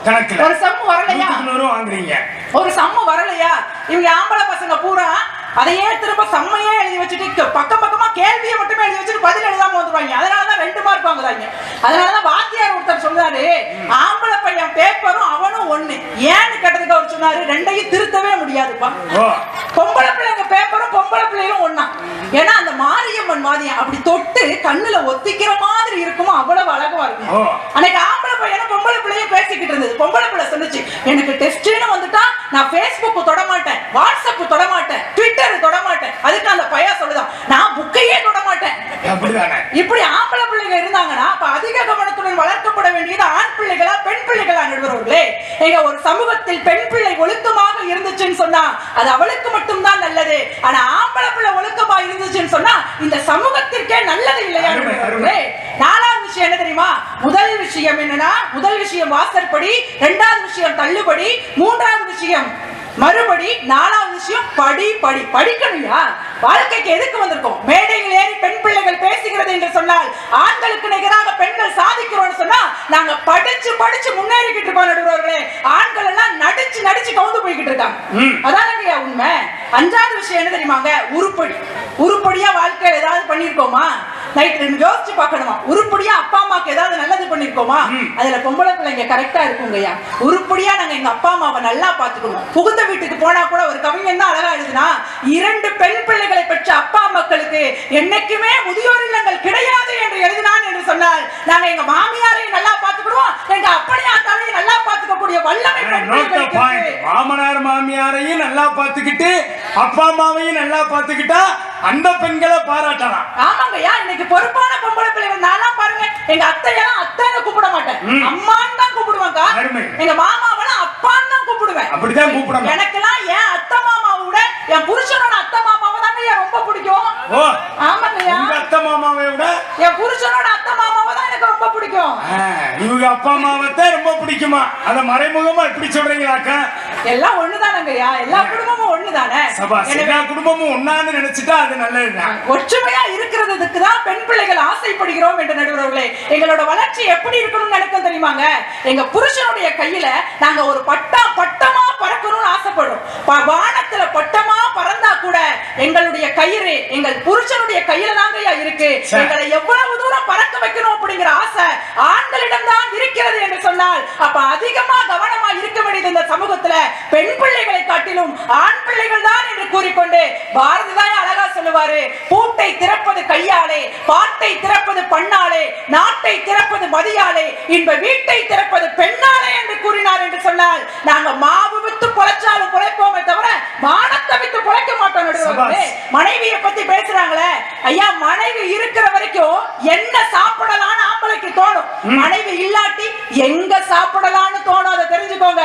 பெண்கள் வாழ்க்கை தான் என்னைக்கும் சிறப்பான வாழ்க்கை. ஆம்பளை பொம்பளை பிள்ளைகளுக்கு போய் குட் டச் பேட் டச் சொல்லி கொடுக்காதீங்க. ஆம்பளை பசங்களுக்கு டோன்ட் டச் என்று சொல்லி கொடுங்கள். இந்த சமூகம் உருப்படும் என்று கூறிக்கொண்டு வாய்ப்பு தந்த நடுவர்களுக்கும் அவையோருக்கும் நன்றி தெரிவித்துக் கொண்டு விடைபெறுகிறேன். நன்றி, வணக்கம். அருமையான பேச்சு. இப்ப ரேடியோ சிட்டி புகழ் தினேஷ் ராஜா வருகிறார். பெண் பிள்ளைகளே அதிக கவனத்துடன் வளர்க்கப்பட வேண்டியவர்கள் என அருமையான விவாதத்தை தருகிறார். அதிக கவனத்தோடு வளர்க்கணும். யார? எல்லாரையும் தான் வளர்க்கணும். எல்லார்கிட்டையும் கவனம் ரொம்ப இருக்கணும். ஆனா அதிக கவனம் யாருக்கு கொடுக்கணும்? ஒரு பள்ளம் இருக்கு, என்னக்கா? ஒரு பள்ளம் இருக்கு, ஒரு பையன் போய் விழுகுறேன், என்ன சொல்வீங்க? ஒரு பொண்ணு போய் விழுகுது, என்ன சொல்வீங்க? ஏதா பார்த்து போத்தா, கை கால்லாம் ஏதாவது ஆயிட போகுது, வேற வீட்டுக்கு போற பிள்ளை, பக்குவமா நடந்துக்க, பார்த்து கண்ணை திறந்து பார்த்து போகணும். இதே ஒரு பையன் போய் விழுகுறேன், கண்ணை நான் புடங்கிலியா வச்சு வந்து எங்கேயா கவனம் இருக்குன்னு. இதே சமுதாயம் ஒரு பொண்ணுக்கு ஒண்ணுன்னா எப்படி அங்கீகரிக்குது, ஒரு பையன் ஒண்ணுன்னா எப்படி பாவப்படுத்துது அப்படின்னா, பையன் தான் இருக்கிறதுலே பாவப்பட்ட ஜென்மம் நடுவது. ஐயா, சூரியனை சுத்தி தான் கிரகம் எல்லாம் ஓடும், பூக்களை சுத்தி தான் வண்டெல்லாம் ஓடும், பெரிய முள்ள சுத்தி தான் சின்ன முள்ளெல்லாம் ஓடும். இந்த உலகமே பெண் என்னும் சக்தியை சுத்தி தான் ஐயா இயங்கிட்டு இருக்கு. அதனாலதான் அம்மாவோட காலடியில வந்து இருக்கோம். அப்பேற்பட்ட முக்கியத்தை தானே நம்ம பாதுகாக்கணும், பக்குவமா வச்சுக்கணும். ஐயா, காலம் மாறி போச்சு. ஒரு காலத்துல பெண் சமைக்கணும், பெண் எதுவும் பேசக்கூடாது, பெண் அடி வாங்கணும், இப்படித்தானங்க இருந்தோம். ஆனா இன்னைக்கு பெண் தான் அடிக்கணும், பெண்ணால பெண்ணை மீறி எதுவும் பேசக்கூடாதுன்னு உலகமும் குடும்பமும் மாறி போச்சு. ஒரு காலத்துல பெண் ஆதிக்கம் இருந்துச்சு, இல்லன்னு யாராலையும் மறக்க முடியாது. ராமன் சாமி இருந்துச்சு. ஆனா இன்னைக்கு என்ன இருக்கு தெரியுமா? ஒரு காலத்துல கணவனும் சேர்ந்து, கணவனோட அம்மாவும் சேர்ந்து மாமியார் கொடுமையை கொடுத்தாங்க. எல்லா பெண்களும் அனுபவிச்சாங்க, ரொம்ப கஷ்டப்பட்டாங்க. ஆனா இன்னைக்கு இந்த நவீன ஏஐ சமுதாயம் என்ன கொடுத்திருக்கு தெரியுமா? அந்த அம்மாவும் சேர்ந்து, அந்த பொண்ணும் சேர்ந்து மருமகன் கொடுமையை இன்ட்ரோடியூஸ் பண்ணிருக்காங்க நடுவர்களே. ஒரு வீட்டுல ஒரு மருமகனா போய் வாழ முடியல. அந்த வீட்டுல ஸ்கிரீன் துணி என்ன இருக்கணும், இன்னைக்கு சாப்பாடு என்ன இருக்கணும், இன்னைக்கு புருஷன் என்ன கலர்ல ட்ரெஸ் போடணும், இந்த மணிக்கு வெளியில போகணும், இத்தனை மணிக்கு உள்ள வரணும்னு மாமியார் டைலாக் கொடுக்க அந்த அம்மா பேசுது புருஷன் கிட்ட. இப்படி புருஷனை அடிமைத்தனம் படுத்தி வச்சிருக்க பெண்ணாதிக்கத்தை எங்க போய் சொல்லுவீங்க? பெண்களுக்கு சொல்லி கொடுத்து வளங்க. இது 2015 25ல இருக்கும். தயவு செய்து சொல்லி கொடுத்து வளங்க. பெண்கள் எப்படி ஆண்களை கொடுமைப்படுத்துறாங்க. ஐயா, வீட்டுக்குள்ள கல்யாணமாய் வந்த உடனே மனைவி அன்னை தொட்டு இன்னைக்கு வரைக்கும் கேட்கிறாங்க, உனக்கு நான் முக்கியமா, உங்க அம்மா முக்கியம்? இந்த கேள்வி ஏன் டிக்ஷனரியில இருந்து அப்படியே கிழிச்சு தொங்கவே விடல நீங்க? அந்த இது மட்டும் லெசன் மட்டும் மாறாமே இருக்குது. ஏங்க இன்னைக்கு கல்யாணம் முடிச்சா பெத்த தாய் தகப்பனுக்கு ஒரு ஆம்பளை போய் ஹெல்ப் பண்ணணும்னா பெர்மிஷன் லெட்டர்ல கையெழுத்து வாங்கணுங்க. ஓ, ஞாயிற்றுக்கிழமை போய் கறி எடுத்து கொடுக்கணும்னா கூட எங்க அப்பா சாம்பார் வச்சு இருக்காங்க, போய் ஒரு கறியை கொடுத்துறேன். இங்கே 1/2 கிலோக்கே 450 ரூபாய் 500 ரூபாய் ஆகி போயிருது. இதுல உங்க அம்மா அப்பாவுக்கு கறி தான் இப்ப ரொம்ப முக்கியமான கேட்கிற பெண்களை என்னைக்கு நீங்க கவனிக்க போறீங்க? ஐயா, விட்டு கொடுத்து வாழ்ந்த வாழ்க்கை தான் சிறந்த குடும்ப வாழ்க்கை. அது ஒரு காலம். திட்டு வாங்கிட்டு வாழ்ற வாழ்க்கை தான் சிறந்த புது காலம். நடுவர்களே, கல்யாணம் ஆன ஒவ்வொரு ஆண்கிட்டையும் கேளுங்க.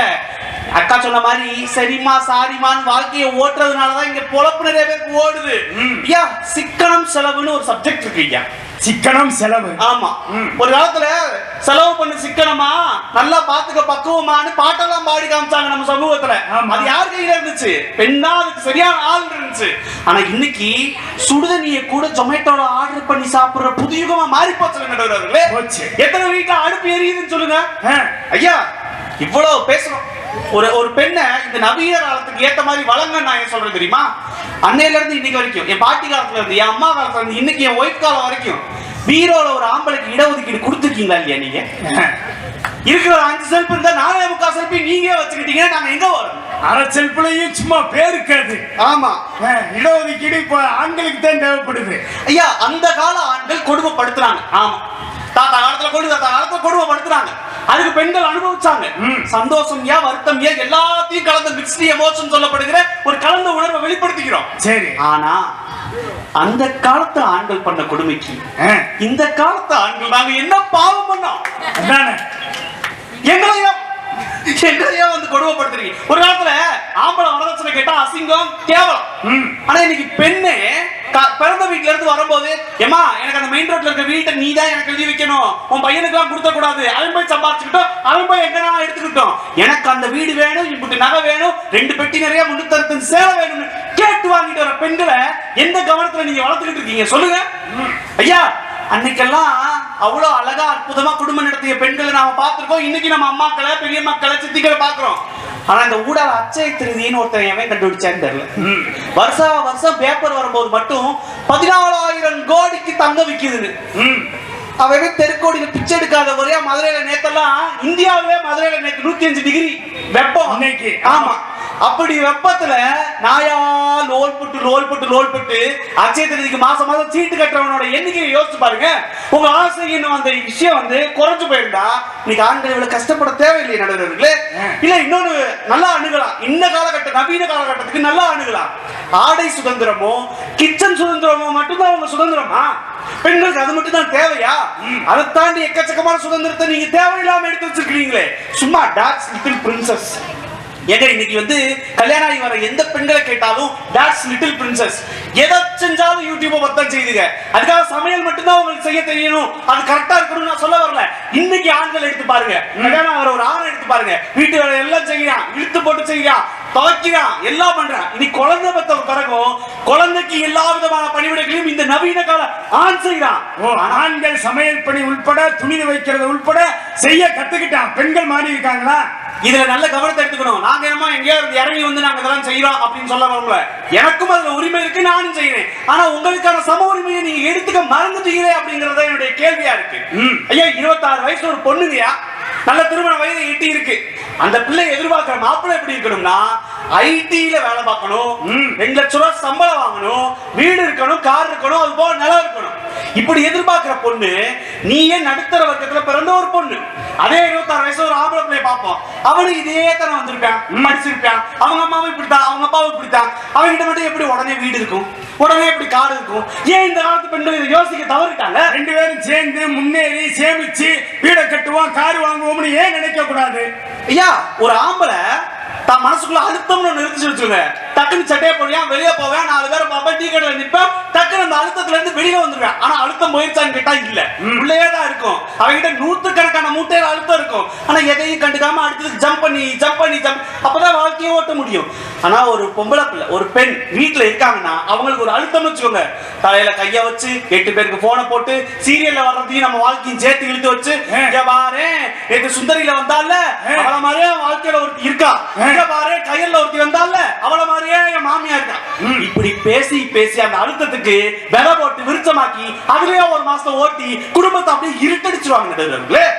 ஐயா, பொதுவா ஒரு ஆணை ஈஸியா திருப்தி பண்ண முடியும், பெண்ணை நினைச்சாலும் பண்ண முடியாது.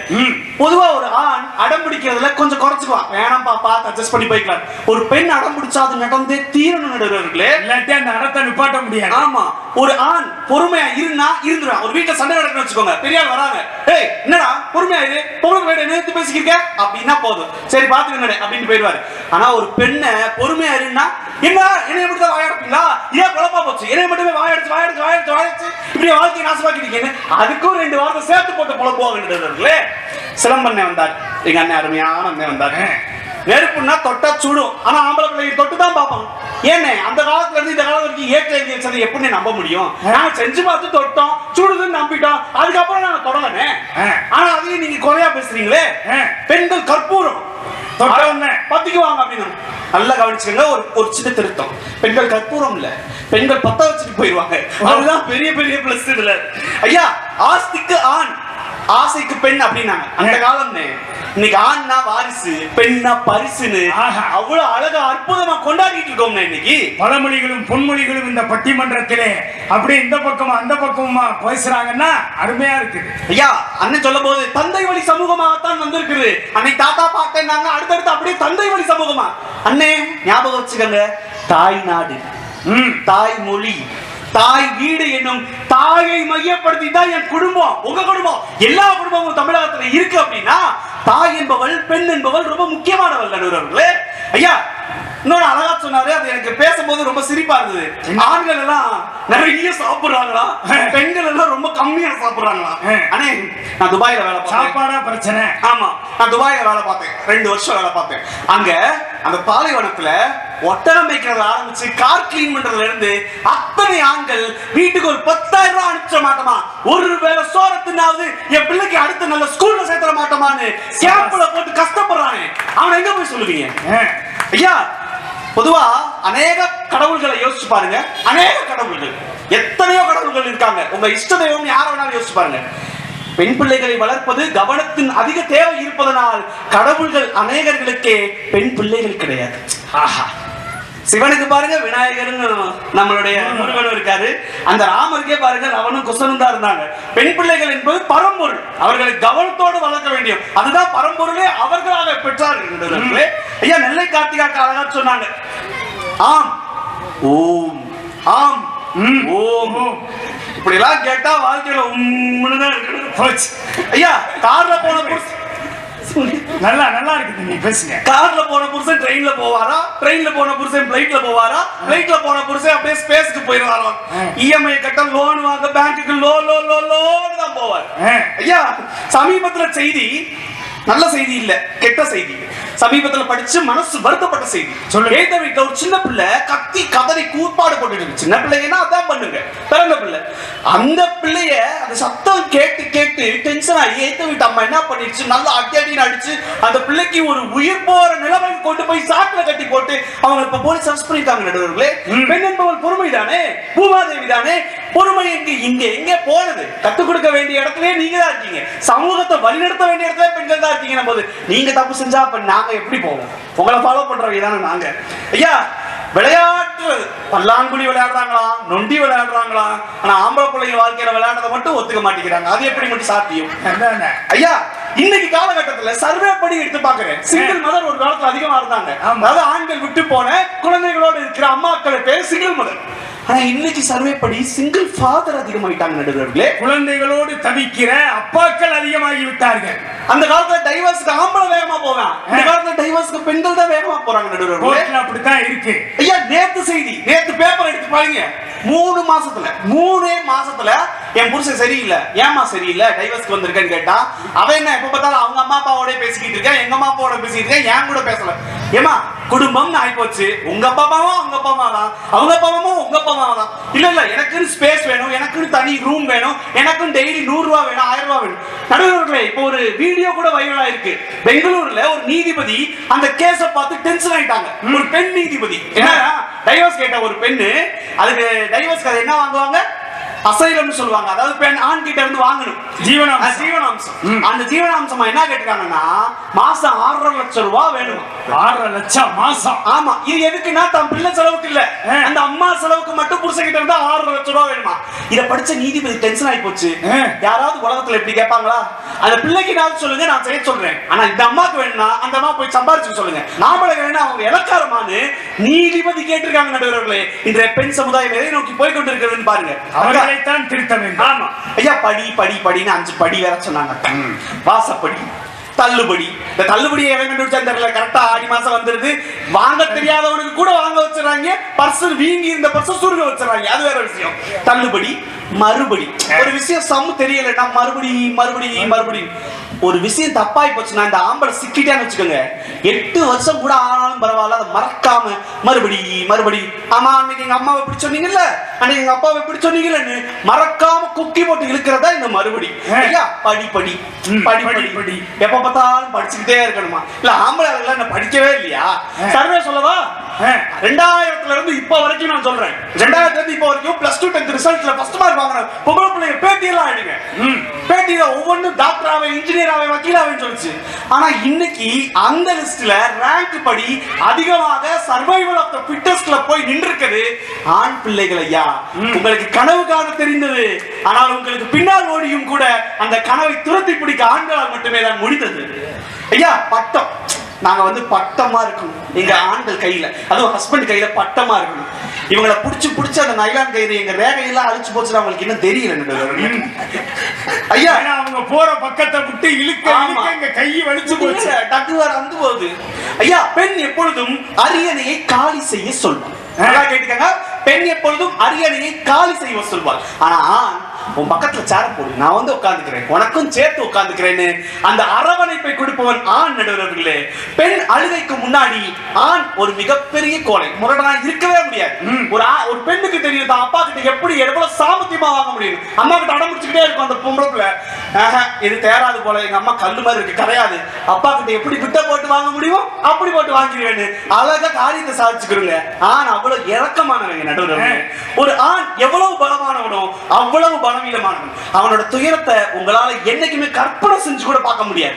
அது எந்த பெண்ணாலையும் முடியாது. நடுவர்களே, ஆண் என்றால் உதடு ஒட்டாது, பெண் என்றால் தான் உதடு ஒட்டும். ஏனென்றால் அந்த ஸ்ட்ரெஸ் அங்க ஏன் தேவைப்படுது தெரியுமா? ஸ்ட்ரெஸ்ஃபுல்லான லைஃப்ல உங்களை பத்திரமாவும் கவனமா வளர்த்துட்டா அந்த ஸ்ட்ரெஸ் எங்களுக்கு ஃப்ரீ ஆயிடும். பெண்களை கவனமா வளர்த்துட்டா ஆண்கள்லாம் ஃப்ரீயா இருக்கணும்னு அழகா சொல்றாரு. என் தங்கச்சி வேற அடுத்து குருகுருன்னு பாக்குது, என்னத்தை எழுதி வச்சிருக்கீங்க. இருந்தாலும் என்னைக்குமே மனசார சொல்றேன், ஆணும் பெண்ணும் சரிநிகர் படைப்பு என்றாலும் எங்களை விட ஆண்களை விட ஒரு படி மேல் பெண்கள் மேலானவர்கள் தான். அந்த மேலானவர்களை மேன்மையானவர்களாக கவனத்துடன் வளர்க்க வேண்டியது இந்த காலகட்ட சூழ்நிலை என்பதால் தேவி கருமாரியம்மனின் கோயிலின் சாட்சியாக வைத்து, பெண்களே நீங்களே எங்கள் குலவிளக்கு, நீங்கள் சிகரமாக அழகாக எரிந்தால் நாங்கள் உங்கள் பின்னாடி வசதியாக சொகுசாக வந்து சேர்கிறோம். வாய்ப்பிற்கு நன்றி. வருகிறேன். அருமை அருமை. ஒரு இளைஞன் பேசுவதற்கு இன்னொரு இளைய தலைமுறை தானே பதில் சொல்ல முடியும். இதோ வருகிறார் அகிலாண்டேஸ்வரி. ஆண்களே அதிக கவனத்துடன் வளர்க்கப்பட வேண்டியவர்கள் என்பதற்கான விவாதத்தை தருகிறார். நகை வாங்குறீங்க, ஆடி தள்ளுபடியில அட்சய திருதையில நகை வாங்குறீங்க, ஆடி தள்ளுபடியில புடவை வாங்குறீங்க. எதுக்கு எங்க அண்ணி வாங்குறாங்க? நாளைக்கு இந்த மாதிரி ஒரு கருமாரியம்மன் கோயில் திருவிழாவுக்கு நடந்து போறப்ப அங்க பாரு தினேஷ் பொண்டாட்டி எவ்வளவு அருமையா ஒரு சேலை கட்டி இருக்குது அப்படின்னு உங்களை தானே சொல்ல போறாங்க. நாளைக்கு ஒரு திருமண விழாக்கு போறப்ப அங்க பாரு தினேஷ் பொண்டாட்டி எவ்வளவு நல்லா வச்சிருக்கான் அப்படின்னு உங்களுக்கு தானே அந்த பாராட்டு வரப்போகுது. அதுக்காக தானே நகையும் நமக்கு ஆசைப்பட்டாக்கா வாங்குறோம். அவங்களுடைய பெயர் விளங்கணும். எங்க நடந்து போறப்ப புருஷன்மார் நல்லா வச்சிருக்காங்கன்னு சொல்லணுங்கிறதுக்காக தானே பட்டு புடவையும் நகையும் போட்டுக்கிறோம். நீங்க தான் வாங்குறீங்க, பர்ஸ் நாங்க தானே காசு எடுத்து கொடுக்கணுமேனு அவங்களுக்கு கவலை, வேற ஒண்ணும் இல்ல. இதெல்லாம் தாண்டி வண்டியில வந்துட்டு இங்க பட் பண்றதுக்கு வெயிட் பண்ண அண்ணன் குறுகுறுன்னு முடிச்சுட்டு இருந்தேன். ஏன்னா இல்ல கருமாரியம்மன் மாதிரி ஒரு பொம்பளை பிள்ளை பிறந்திருந்தா அருமையா வளர்த்திருப்பேன், எனக்கு போய் ஒரு ஆம்பளை பிள்ளை பிறந்திருச்சு இந்த சமுதாயத்துல எப்படி வளர்க்க போறேன்னு கஷ்டப்பட்டுட்டு இருக்கீங்களே. அப்ப இன்னைக்கு சமூகத்துல கவனத்தோடு வளர்க்க வேண்டியது ஆண் பிள்ளைகளா பெண் பிள்ளைகளா என்று கேட்டால் நிச்சயமாக சொல்கிறேன், இன்றைக்கு இந்த மேடையே ஒரு மிகப்பெரிய சாட்சி. இத்தனை பெண் பிள்ளைகள் மேடையை பகிர்ந்திருக்கிறோம். ஆனால் இன்னும் ஏக்கா இப்ப உங்க வீட்ல இருந்து ஒரு பிள்ளைய கடைக்கு அனுப்புறீங்க, தெருவுக்குள்ள போய் மாவு பாக்கெட் வாங்கிட்டு வாப்பான்னு. அந்த பிள்ளை ஒரு 10 நிமிஷம் கழிச்சும் வரல. ஏன் நடுவர் அவர்களே, போற வழியில தனலட்சுமி கைய பிடிச்சி இழுத்துருச்சு, முனியம்மாக்கா காலை பிடிச்சி இழுத்துருச்சுன்னு தாக்கா பயப்படுவீங்க? இல்ல. ஏன் பயப்படுவீங்க? ஒரு பொம்பளை பிள்ளை வெளியில போயிட்டு வீட்டுக்கு வரலனா, இன்னைக்கு இத்தனாவது சுதந்திர தினத்தை கடந்த பிறகும் கூட நம்ம நெஞ்சுக்குள்ள பதை பதைக்கிறது என்று சொன்னால், அந்த பதை பதைப்புக்கு காரணமாக இருக்க வேண்டிய ஒரு ஆண் பிள்ளையை தான் இன்றைய சமுதாயத்துல கவனமாக வளர்க்கணும்னு சொல்றேங்க. நிச்சயமா பொம்பளை பிள்ளை போது இன்னொரு பொம்பளை பிள்ளை கையை பிடிச்சி இழுத்துருச்சுன்னா பஞ்சாயத்து வர போகுது இல்ல, எவனோ ஒருத்தன் கையை பிடிச்சி இழுத்துட்டான் என் பிள்ளைய அப்படின்னு நினைப்பான். அப்ப அந்த எவனோ ஒருத்தனை கவனமா வந்த தாய் வளர்த்திருந்தா அந்த சம்பவம் நடக்குமா?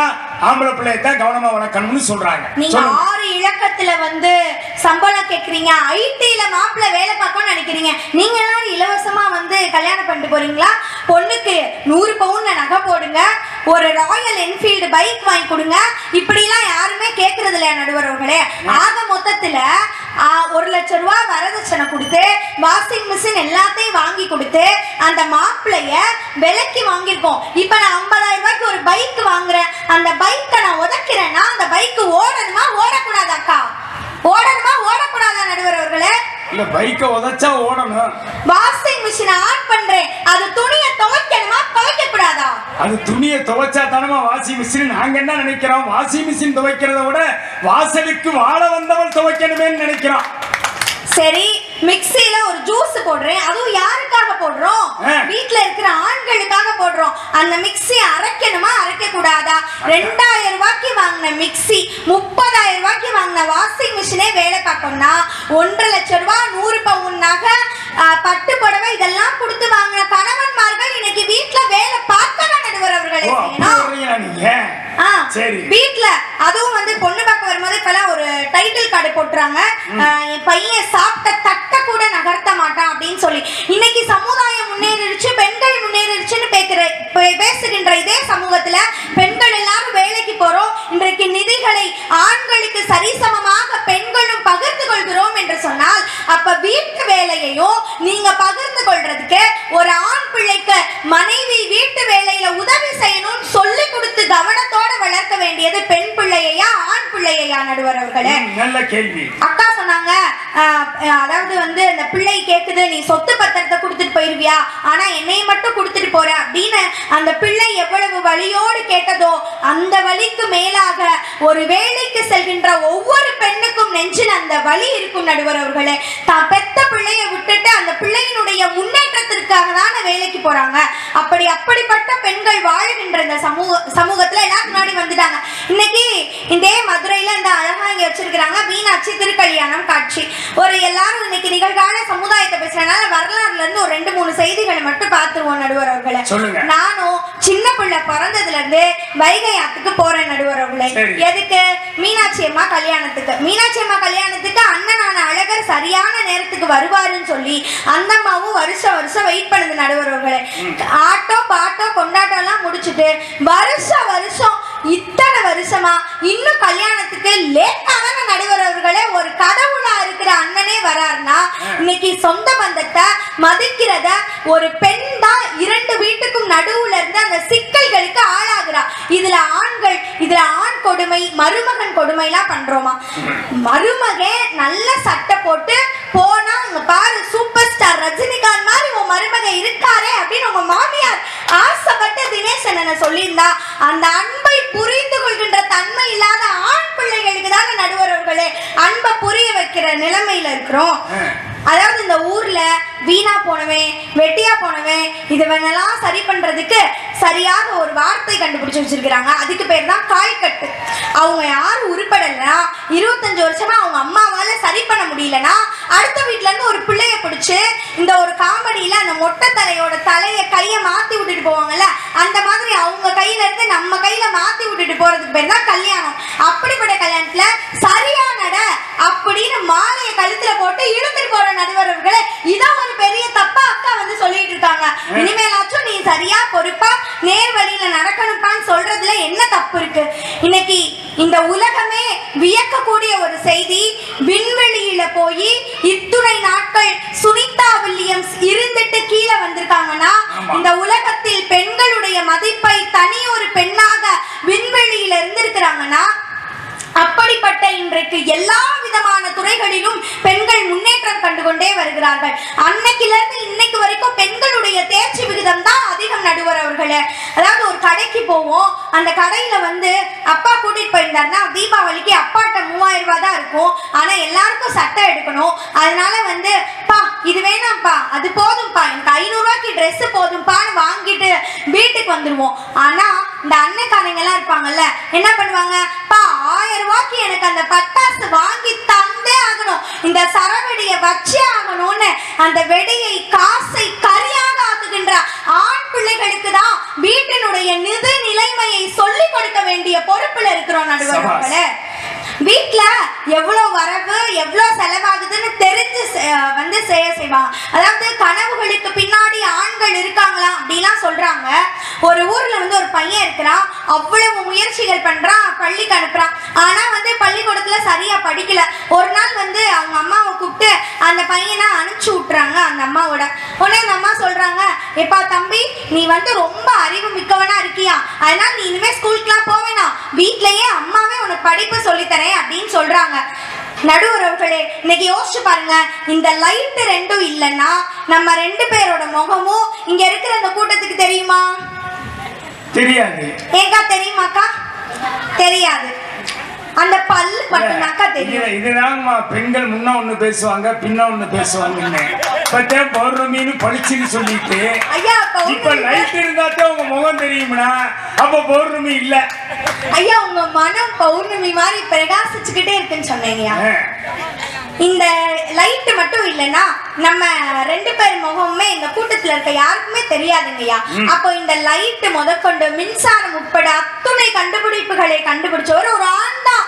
நான் ஒத்துக்கிறேன், தாமஸ் ஆல்வா எடிசன் என்கிற ஒரு ஆண் தான். ஆனா அன்னைக்கு ஆசிரியர் கூப்பிட்டு அவங்க அம்மா கிட்ட என்ன தெரியுமா சொன்னாங்க, உன் பையன் ஒரு மிகப்பெரிய முட்டாள், அந்த பையனால உருப்படவே முடியாதுன்னு ஒரு கடிதத்துல எழுதி கொடுத்து விட்டாங்க. ஆனா அந்த அம்மா அந்த கடிதத்தை அப்படியே படிக்காம, தம்பி நீ மிகவும் திறமைசாலி, உனக்கு மிகப்பெரிய அறிவு இருக்கிறதுன்னு சொன்னனாலதான் தனக்குள்ள இருக்கிற திறமையை நம்பி தன் அம்மாவின் வார்த்தைகளை உத்வேகமாக கொண்டு இன்னைக்கு அத்துணை மின்விளக்குகளையும், இன்னைக்கு அத்துணை மின்சாதனங்களையும், 100 விதமான கண்டுபிடிப்புகளையும் இந்த உலகத்திற்கு தாமஸ் ஆல்வா எடிசன் என்கின்ற ஒரு ஆண் கொடுத்தார் என்று சொன்னால் அதற்கு பின்னாடி இருந்தது அவங்க அம்மா தானுங்கய்யா. ஆக இந்த உலகத்துல ஒரு பெண்ணால் வழிநடத்தப்படுகின்ற ஒரு சமூகம் நல்ல சமூகமாக இருக்கும். இதை தாண்டி உங்க கனவுகளுக்கு பின்னாடி நாங்கள் நிற்கிறோம் என்பதற்கு அப்துல் கலாம் ஐயா அவருடைய சுயசரிதையில எழுதியிருக்கிறாரு, என்னுடைய கனவுகளை நான் பற்றி பிடிக்க எனக்கு ஊண்டுகோலாக இருந்தது என் அம்மாவும் என் அக்காவும் என்று சொன்னால், இப்படி எத்தனையோ வெற்றி பெற்ற ஆண்களுக்கு பின்னாடி பெண்கள் இருந்து உந்தி தள்ளி கொண்டுதான் இருக்கிறோம் ஐயா. ஆக ஒரு ஆணினுடைய வாழ்க்கையினுடைய எல்லா நிலையிலும் அம்மாவா, அக்காவா, தங்கச்சியா, மனைவியா, மகளான அவங்கள சரியான வழி நடத்துற பாதையையும் திராணியையும் ஒரு பெண் பிள்ளைக்கு இருக்கிறது. ஆனா இன்றைக்கு அந்த பெண் பிள்ளையை குறை சொல்லாமல் பெண் பிள்ளை சொல்கின்ற வழியிலே ஆண் பிள்ளைகள் நடந்து வந்தால் இந்த சமூகம் ஒரு மிகப்பெரிய எடுத்துக்காட்டான சமூகமாக மாறும் என்று சொல்லி விடைபெறுகிறேன். நல்ல வாய்ப்புக்கு நன்றி நடுவர் அவர்களே. இப்ப 2 அணியிலும் பேசியாச்சு, பட்டிமன்றமும் முடியக்கூடிய நேரத்துல இருக்குது. இப்ப விடை எதை தேடி செல்வது? ஆண் பிள்ளைகளை அதிக கவனமா வளர்க்கணுமா, இல்ல பெண் பிள்ளைகளை தான் அதிக கவனமா வளர்க்கணுமா? இப்ப கவனம் இருந்தா தான் வாழ்க்கையில வெற்றி பெற முடியும்னு. இப்ப ஒரு காலத்துல எல்லாம் சின்ன வயசுல என்கிட்ட ஒரு கேள்வியை கேட்டாங்க, அதுக்கு நான் என்னால விடையே சொல்ல முடியல, அதை செஞ்சு காட்டவும் முடியல. ஒண்ணும் இல்ல, ரொம்ப படிப்பாளியும் இல்ல, சாதாரண ஒருத்தர் என்கிட்ட கேட்டாரு, ஏய் கடையில போய் வாழைப்பழம் வாங்கி சாப்பிடுறீல, அந்த வாழைப்பழத்து காம்ப நறுக்கி போட்டு நீ தின்றுவையாடான்னாரு. அது எப்படி திங்காம இருக்க முடியுமா? என்னால தின்றுவேன் அப்படின்னு. ஏய் சும்மாதான் கிடையாது, 100 ரூபா பந்தயம், நறுக்கி போட்டுட்டு தின்னுட்ட உனக்கு நான் 100 ரூபா தர்றேன், திங்கலைன்னா நீ எனக்கு 100 ரூபா தரணும்னாரு. என்னங்க இது போய் ஒரு சாதாரண பெரிய விஷயமான்ட்டு ஏமா கடைக்கு போனேன், 5 ரூபாய்க்கு வாழைப்பழத்தை வாங்கினேன், அதை எடுத்து அப்படியே காம்ப நறுக்கிறதுக்கு கத்திய கேட்டேன். ஏய் வாழைப்பழத்தை நறுக்கி போட்டுட்டு சாப்பிடுறோம், நீ என்ன கத்திய வச்சு நறுக்க போற? நான் சொன்னது நரிடா, போய் நரிய தேடுறான்னு. ஒரு சின்ன வார்த்தை, வாழைப்பழ காம்ப நறுக்கி போட்டுட்டு சாப்பிடுறியா அப்படின்னா உடனே நம்ம நறுக்கி போட்டுட்டு சாப்பிடலாம்னு நினைச்சா தோத்து போயிடுவான். அவர் சொல்ற நரி காட்டு நரிய. ஆக வார்த்தையால கூட மடக்கக்கூடிய அளவிற்கு கவனங்களிலே இந்த சமூகத்தை நகர்த்தி கொண்ட நம்முடைய முன்னோர்கள் வாழ்ந்த நாடு நம்முடைய நாடு. ஒண்ணும் இல்லைங்க, பிள்ளைகள்கிட்ட நல்லா சொல்லி வளர்க்கலாம். நீங்க ஞானம் எப்படி வளரும்? எல்லாரும் அறிவாளிகள் தான். இவங்க சொன்ன மாதிரி யாருமே முட்டாள் கிடையாது. அது ஆணாக இருக்கட்டும் பெண்ணாக இருக்கட்டும். ஆனா அறிவுல இருந்து ஞானத்துக்கு நம்ம பிள்ளைகளை கொண்டு போகணும். எப்படி ஞானத்துக்கு கொண்டு போறது? ஒண்ணும் இல்ல, டேஸ் வைத்து சுடணும் அப்படின்னு ஒரு கேள்வியை கேளுங்க. டேஸ் வைத்து சுடணும், இதுக்கு என்ன பதில்? சரியான பதில் அந்த டேஸ்ல என்ன போட்டா சரியா இருக்கும்னு யார் யார் நினைக்கிறீங்க சொல்லுங்க பாப்போம். அவருக்கு தான் 100 ரூபாய். குறி வைத்து சுடணும், இதுதாங்க அறிவுக்கு ஞானத்துக்கும் உள்ள வித்தியாசம். டேஸ் வைத்து சுடணும்னு சொன்ன, துப்பாக்கி வைத்து சுடணும்னு சொன்னது அறிவு, குறி வைத்து சுடணும்னு சொன்னது அறிவை தாண்டிங்க ஞானம் என்றால் இப்படித்தாங்க பிள்ளைகளுக்கு கத்துக் கொடுக்கணும். எத்தனை பேருங்க அதுல நம்ம கவனம் செலுத்துறோம்? நம்மளே சீரியலை பார்த்து அதுல வர்றவங்களுடைய கேரக்டரை பார்த்து அவன் என்ன செஞ்சா இவன் என்ன செஞ்சா இதை பார்க்கறதுக்கே நேரம் இல்லாம இருக்கிற போது இதெல்லாம் எப்படி கத்துத்தர்றதுன்னு நினைச்சா பிள்ளைகளை கவனமா வளர்க்க முடியுமா? சரி, எனவேதான் இன்றைக்கு எடுத்துக்கொண்ட தலைப்பு கவனத்துடன் அதிகமாக வளர்க்கப்பட வேண்டியது ஆண் பிள்ளைகளா பெண் பிள்ளைகளா என்று இந்த தலைப்பை வைத்த போது பிள்ளைகள்னாலே கவனமா தானங்க வளர்ப்போம். இதுல என்னங்க ஆண் பிள்ளை பெண் பிள்ளைன்னு பாகுபாடு பார்க்கிறது அப்படின்னு பல பெற்றோர்கள் நினைத்திருக்கலாம். இன்னும் சில பேரு ஏங்க பிள்ளைங்க விரும்புறதெல்லாம் செய்யறதானங்க வாழ்க்கை, அதுக்கு தானங்க பிள்ளைகளை வேணும்னு நம்ம வேண்டிக்கிறோம், கல்யாணம் பண்ணிக்கிறோம், பெத்துக்கிறோம். அதுகிட்ட போய் என்னங்க நம்ம கண்டிப்பா காட்டுறதுன்னு சொல்லி பிள்ளைகள் பேரிலே தான் தங்கமும் வைரமும் இருக்கிறது ஒப்புக்கொள்ளப்பட்ட உண்மை. தங்க ஊசி என்பதனால் கண்ணை குத்தி கொள்ள முடியாது. அது ஆண் பிள்ளையா இருந்தாலும் பெண் பிள்ளையா இருந்தாலும் வீட்டுக்கும் நாட்டுக்கும் சரியா இல்லைன்னா அதை கண்டிக்க வேண்டிய பொறுப்பு இன்றைய பெற்றோர்களுக்கு வந்துவிட்டால் சமூக குற்றங்கள் குறைந்துவிடும் என்பதுதான் அறிவியல் ஆய்வாளர்களுடைய உண்மையான கண்டுபிடிப்பு என்று சொன்னால் அதை நோக்கி இந்த சமூகம் பயணிப்பதற்கு இந்த தலைப்பு அவசியமாகிறது. அன்னைக்கெல்லாம் அடித்து திருத்தலாம். காரணம், பல பிள்ளைகள் இருந்தாங்க. அடிச்சாலும் அப்பா அம்மாவும் கஷ்டப்பட மாட்டாங்க. அவன் அடிச்சாலும் எங்க அப்பா தானே அடிச்சாரு அப்படின்ட்டு போயிருவான். இன்னைக்கு ஒரு அப்பா அடிச்சா அவனை வில்லனா பார்த்து பழி வாங்கணும்னு நோக்கத்தோட வளரக்கூடிய ஒரு வன்மத்தை வளர்க்கக்கூடிய சமூகமாக மாறி இருக்கிறது. அதனால அடித்து திருத்த வேண்டாம், ஆனால் அன்பால் திருத்தலாம். இன்னைக்கு பள்ளிக்கூடத்துல கூட மாணவ மாணவிகளை அடித்து திருத்தக்கூடாது, திட்டக்கூடாது என்று என்றைக்கு சட்டம் வந்ததோ அன்றைக்கு தான் பள்ளிக்கூடத்து மாணவ மாணவிகளை எதுவும் செய்ய முடியாமல் ஆசிரியர் சமுதாயம் தவித்துக் கொண்டிருக்கிறது என்று சொன்னால் அதற்கு காரணம் கண்டிப்பு என்பதையும் கவனம் என்பதையும் தூக்கி எறிந்துவிட்டு இன்றைக்கு வாழ்ந்து கொண்டிருக்கிறோம். இவற்றை கடைபிடிப்பதற்கான ஒரு நல்ல சூழலை ஒவ்வொரு பெற்றோரும் நினைத்து விட்டால் இந்த சமூகம் மிகச்சிறந்த சமூகமாக மாறும். அதற்குத்தான் இந்த தலைப்பை எடுத்தார்கள். அதெல்லாம் விட்டுட்டு இது என்னங்க நரி இடம் போனா என்ன வளம் போனா என்ன எப்படி வேணாலும் போட்டுங்க, நமக்கு நம்ம வேலையானா சரி, நம்ம பிள்ளை எப்படியோ போய் நாளைக்கு சம்பாதிச்சுட்டு வந்து பணத்தை மட்டும் கொடுத்தா போதும் அப்படின்னு நினைக்கிற உலகத்தில் நாம் பயணித்துக் கொண்டிருக்கிறோம். என அருமை உறவுகளே, அன்பு நண்பர்களே, பணம் மட்டுமே வாழ்க்கை இல்லை என்பதை நினைக்கக்கூடிய சமூகமாக மாறினால் நாம் அதிகமான கவனத்தை பணத்தை தேடுவதை விட்டுவிட்டு மனித மனங்களை தேடுவதிலே செலுத்துவோம். அந்த மனித மனத்தை குழந்தைகளில் இருந்து தேடச் செய்யுங்கள். குழந்தை பருவத்திலிருந்தே நம் பிள்ளைகளிடத்திலே அன்பை விதையுங்கள், பண்பை விதையுங்கள், நல்ல குணத்தை அவர்களுக்கு போதித்து வளர்த்து வாருங்கள். அதுதான் சரியானதாக இருக்கும். கஷ்டப்படாமல் பிள்ளைகளை வளர்க்கணுங்கிற எண்ணம் இன்னைக்கு மேலோங்கி இருக்குது. என் பிள்ளை கஷ்டப்படக்கூடாது, நான் கஷ்டப்பட்டேன், நான் முறை தூக்கிட்டேன், நான் போய் கல்லோடைச்சிட்டேன், நான் போய் விடிய விடிய காவல் பணி செஞ்சு தூங்காம இந்த சமூகத்துக்கு உழைச்சிட்டேன், என் பிள்ளை சொகுசா வளரணும் மட்டும் எந்த பெற்றோரும் நினைத்திராதீர்கள். நீங்கள் கஷ்டப்பட்டதை போலவே உங்கள் பிள்ளைகளையும் கஷ்டப்பட வைத்து கஷ்டம்னா என்னன்னு புரிய வைத்து வாழ்ந்தால் இந்த சமூகத்திலே பெற்றோரும் கஷ்டப்பட மாட்டார்கள், சமூகத்திலும் எந்த தீங்கும் நடக்காது. ஆனா இன்னைக்கு என்ன நிலைமை? கஷ்டமே படக்கூடாது. ஒரே பிள்ளையை பெற்றுட்டேன், ரெண்டே பிள்ளையை பெற்றுட்டேன், பிள்ளையை நோகாம வளர்க்கணும், கேட்டோம்னா வாங்கி தரணும். பையன் பைக்கு கேட்டா அவன் பள்ளிக்கூட பருவத்திலேயே அவனுக்கு வாங்கி கொடுத்துறது. பொம்பளை பிள்ளை மொபைல் போன் கேட்டா இந்தா வச்சுக்கன்னு கொடுக்கிறது.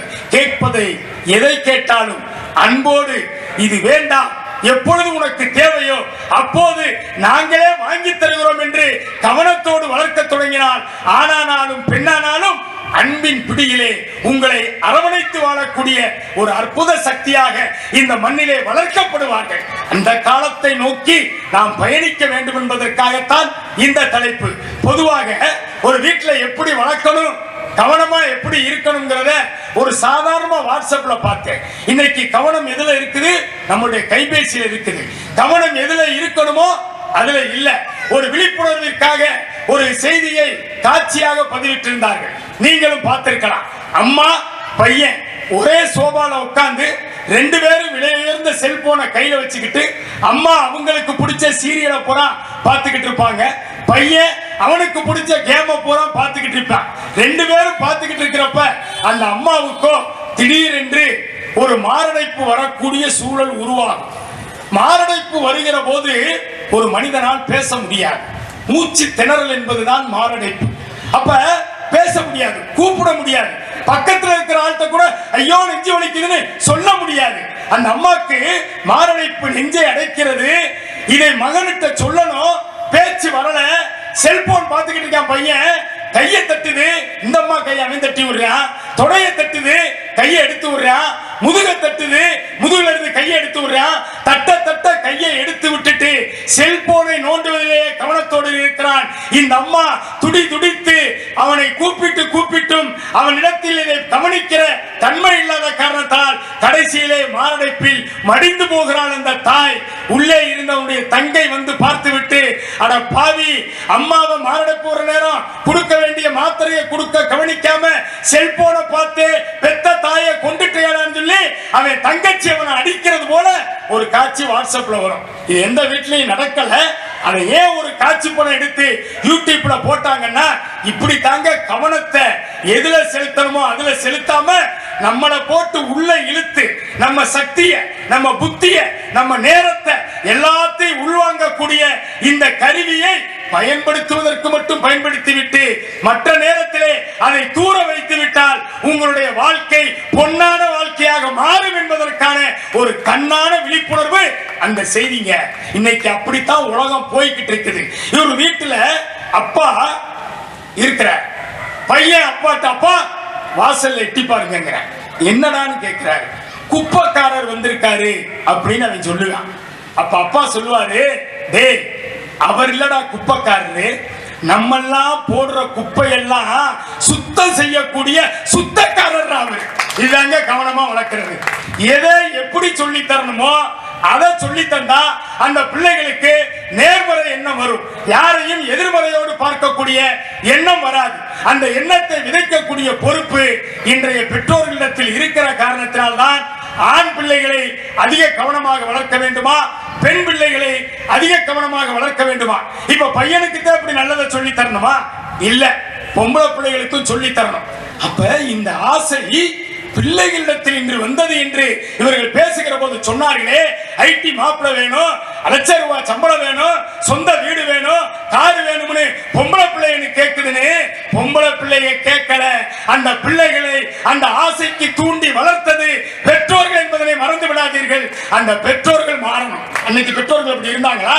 என் பிள்ளைய கண்கலங்காம காப்பாற்ற மாப்பிள வேணும், என் பிள்ளைய பசி இல்லாம உழைச்சு சாப்பாடு போட்டு வளர்க்கிற மாப்பிள்ளை வேணும், என் பிள்ளைக்கு ஒரு சாதாரண தொழிலாளி பையனா கிடைச்சாலும் அவன் உழைப்புல வர்ற வருமானத்தை என் பிள்ளை சிக்கனமா சேமிச்சு வாடகை வீட்டுல இருக்கிறவன சொந்த வீடு கட்டி வாழ வைப்பா அப்படிங்கிற நம்பிக்கையை தன்னுடைய மகளுக்கு ஊட்டி வளர்த்து அதற்கேற்ற உழைப்பாளிகளை, திறமையாளிகளை, நடுத்தரமாக இருந்தாலும் ஏழையாக இருந்தாலும் நல்ல குணமுள்ளவனாக இருக்கிறானா, சிகரெட் பீடி குடிக்க மாட்டானா, தண்ணி அடிக்க மாட்டானா, நல்ல நட்பு வட்டாரம் இருக்கிறதா, அவர்கள் உறவினர்கள் சொந்த பந்தத்தோடு நன்றாக சிரிச்சு பழகிறவர்களா இருப்பாங்களா, இல்ல ஒவ்வொருத்தரும் ஒவ்வொரு திசையில மூஞ்சியை தூக்கி வச்சுக்கிட்டு இருக்கிறவங்களா இருப்பாங்களா?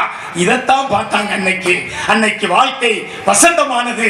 நீதிமன்ற படிக்கட்டுல இவங்க சொன்ன மாதிரி விவாகரத்து வழக்கு அதிகமாக இன்றைக்கு இல்லை. இன்றைக்கு நீதிமன்ற படிக்கட்டுகளிலே அதிகமான வழக்குகள் போகிறது என்றால் அதையெல்லாம் விட்டுவிட்டு வசதியையும் வாய்ப்பையும் மட்டுமே தேடக்கூடியதை பிள்ளைகளுக்கு போதித்த குற்றம் பெற்றோர்கள் செய்த குற்றம். எனவேதான் பெற்றோர்களே, கவனத்தோடு நீங்கள் ஆண் பிள்ளையை வளர்க்க வந்தாலும் பெண் பிள்ளையை வளர்க்க வந்தாலும் எப்படி வளர்க்க வேண்டுமோ அப்படி வளர்த்தால் இந்த சமூகம் நன்றாக வரும். அப்படி வருகிற போது இவர்களுடைய குற்றச்சாட்டு, நாங்க நல்லா இருக்கிறோம், ஆம்பளை பிள்ளைங்க பெண் பிள்ளைகளை தான் ஒழுங்கா வளர்க்கணும். இன்னைக்கு காலம் போற காலத்துல பொம்பளை பிள்ளைகளுக்கு தான் பாதிப்பு அதிகமா இருக்கு. அன்னைக்கு இருந்துச்சு, இன்னைக்கு படிச்சுட்டாங்க, முன்னேறிட்டாங்க, எல்லா வேலைக்கும் போயிட்டாங்க. ஆனாலும் பாலியல் பலாத்காரம் சிறுமி முதல் பெரியவர்கள் வரை யாருக்கு நடக்கிறது? பெண்களுக்கு தானே நடக்கிறது. அந்த பெண்களை தானே கவனத்தோடு வளர்க்க வேண்டும் என்று இவர்களுடைய விவாதம்.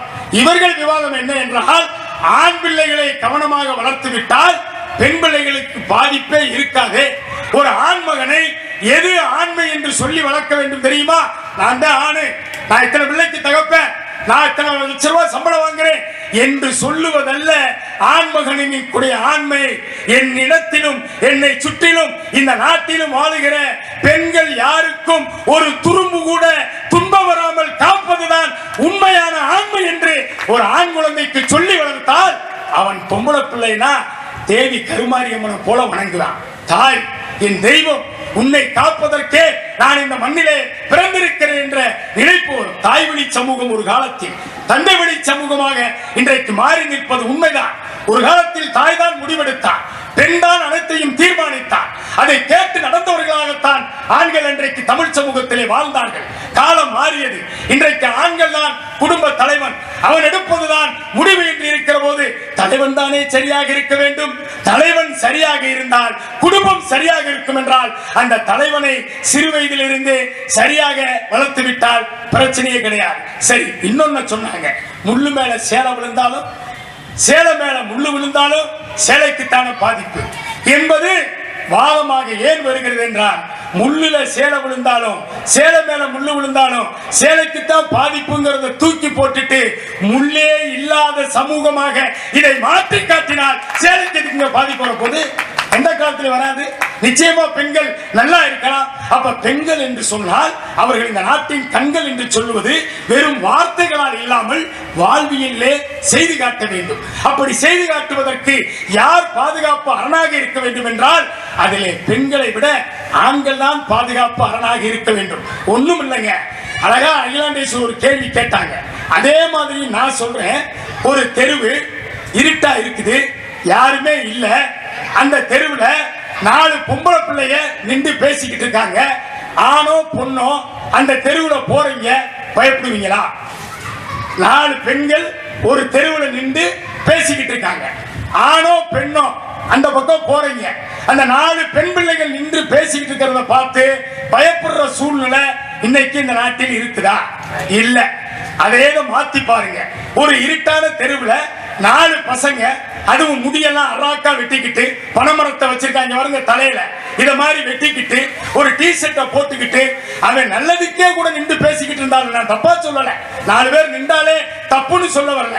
ஆனா இன்றைய கலாச்சாரம் எப்படி போய்கிட்டு இருக்குன்னா, ஒரு 4 பசங்க அப்படி நின்றுட்டாலே அந்த இடத்துல பெண்கள் போவதற்கு பயப்பட வேணாம், ஆண்களே போவதற்கு பயத்தோடு போகக்கூடிய ஒரு சூழல் இன்றைக்கு இளைய சமுதாயத்திடம் உருவாகி இருக்கிறது.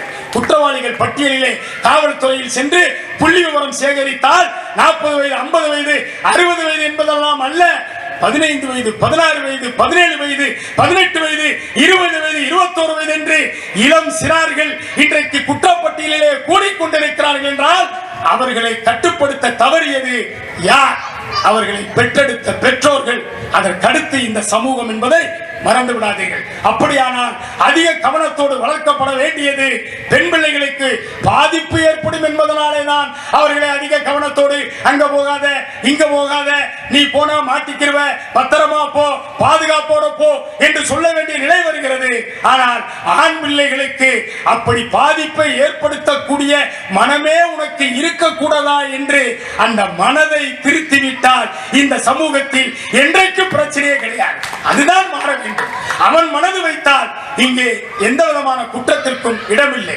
ஆனால் இது கலிகாலம் என்பதனாலே பெண்களும் அங்கொன்றும் இங்கொன்றுமாக ஆண்களுக்கு போட்டியாக நாங்களும் எதையும் செய்வோம் என்று நினைக்கிற பெண்கள் இருக்கிறார்கள். அவர்கள் எண்ணிக்கையிலே குறைவு. 99% பெண்கள் பெற்றோரின் சொல் பேச்சு கேட்டு குடும்ப சூழல் அறிந்து சென்ற இடத்திலே அந்த குடும்பத்திற்கான வளர்ச்சியை பெருக்குவதில் அக்கறை காட்டி அப்படித்தான் இருந்து கொண்டிருக்கிறார்கள். சதவீதத்திலே 1% பெண்கள் ஆண்களை போல அங்கொன்றும் இங்கொன்றுமாக மதுப்பழக்கம் போதை பழக்கம் என்று அது செய்தியிலே வருவது. ஆனால் 99% நல்லவர்களாகவே தான் வளர்க்கப்படுகிறார்கள், நல்லவர்களாகவே தான் இந்த சமூகத்திலே தன்னை வெளிப்படுத்திக் கொள்கிறார்கள். ஆனால் ஆண்களிடத்திலே அப்படி எதிர்பார்க்க முடியவில்லை. ஆண்கள் ஒரு காலத்திலே கம்பீரம் என்று நினைத்தது, ஒரு ஆள் மீசையை வச்சு முறுக்கிட்டு அப்படி ஊருக்குள்ள போனா சார் நான் இந்த ஊருக்கே பாதுகாவலன் போறேன் அப்படின்னு நினைச்ச காலம். இன்னைக்கு மீசையே இல்லாத பசங்க கூட ஏதாவது செய்யாததை செஞ்சு, எவனாலையும் முடியாததை செஞ்சு, எவனையும் அடிக்க முடியாத ஒருத்தனை போய் இவன் அடிச்சுட்டா நான் தான் தாதாடான்னு சொல்லக்கூடிய ஒரு கொடூரமான எண்ணம் இன்றைக்கு இளைஞர்கள் மத்தியிலே விதைக்கப்படுகிறது. சில திரைக்கதையிலே கூட சினிமாவிலே கூட அப்படித்தான் காட்டுகிறான். டே அவனை தூக்கிட்டா ஏரியா நம்ம தான்டா பெரியாங்க, அவனை போய் மோதிட்டா அப்புறம் இந்த ஏரியாவே நம்மளுக்குள்ளதாண்டா என்று சொல்லக்கூடிய ஒரு கேவலமான வக்கிரமான ஒரு எண்ணத்தை இன்றைக்கு ஆண்கள் மனதிலே அத்தனை ஊடகங்களும் புதுப்பித்துக் கொண்டிருக்கிறது, புகுத்திக் கொண்டிருக்கிறது. இதில் இருந்து விடுபட வைக்க வேண்டுமானால் பெண்களை பாதுகாக்கவும் ஆண்களை சிறப்பாக வாழ வைக்கவும் இந்த சமூகம் ஒரு நல்ல சமூகமாக மாறுவதற்கும் திட்டமிட்டு அடித்தளம் அமைக்க வேண்டுமானால் இன்றைக்கு வளர்க்கிற போதே கவனத்தோடு வளர்ப்பதில் அதிக கவனத்தை பெண் பிள்ளைகள் மீது செலுத்துவதை விட ஆண் பிள்ளைகள் மீது செலுத்தினால் இந்த சமூகம் சிறப்படையும். எனவே இன்றைய பட்டிமன்றத்தின் விவாதத்தில் அதிக கவனத்துடன் வளர்க்கப்பட வேண்டியவர்கள் பெண் பிள்ளைகளை விட ஆண் பிள்ளைகளே என்பதை தீர்ப்பாக சொல்லி நம் வீட்டு பசங்க தான், நம்ம பெத்த பிள்ளைங்க தான், அவர்களை கொண்டாடுகிற அளவிற்கு நாம் அவர்களை உயரச் செய்வோம் என்று சொல்லி இந்த தேவி கருமாரியம்மன் கோவில் நடத்திய இந்த பட்டிமன்றத்திலே சிறப்பாக கேட்டு ரசித்த அத்துணை பெருமக்களுக்கும் நல்லதொரு ஏற்பாடை செய்து தந்த விழா குழுவினருக்கும் அருமையாக ஒத்துழைப்பு தந்த காவல்துறை அதிகாரிகளுக்கும் மனமார்ந்த நன்றியை தெரிவித்து நிறைவு செய்கிறோம். நன்றி, வணக்கம்.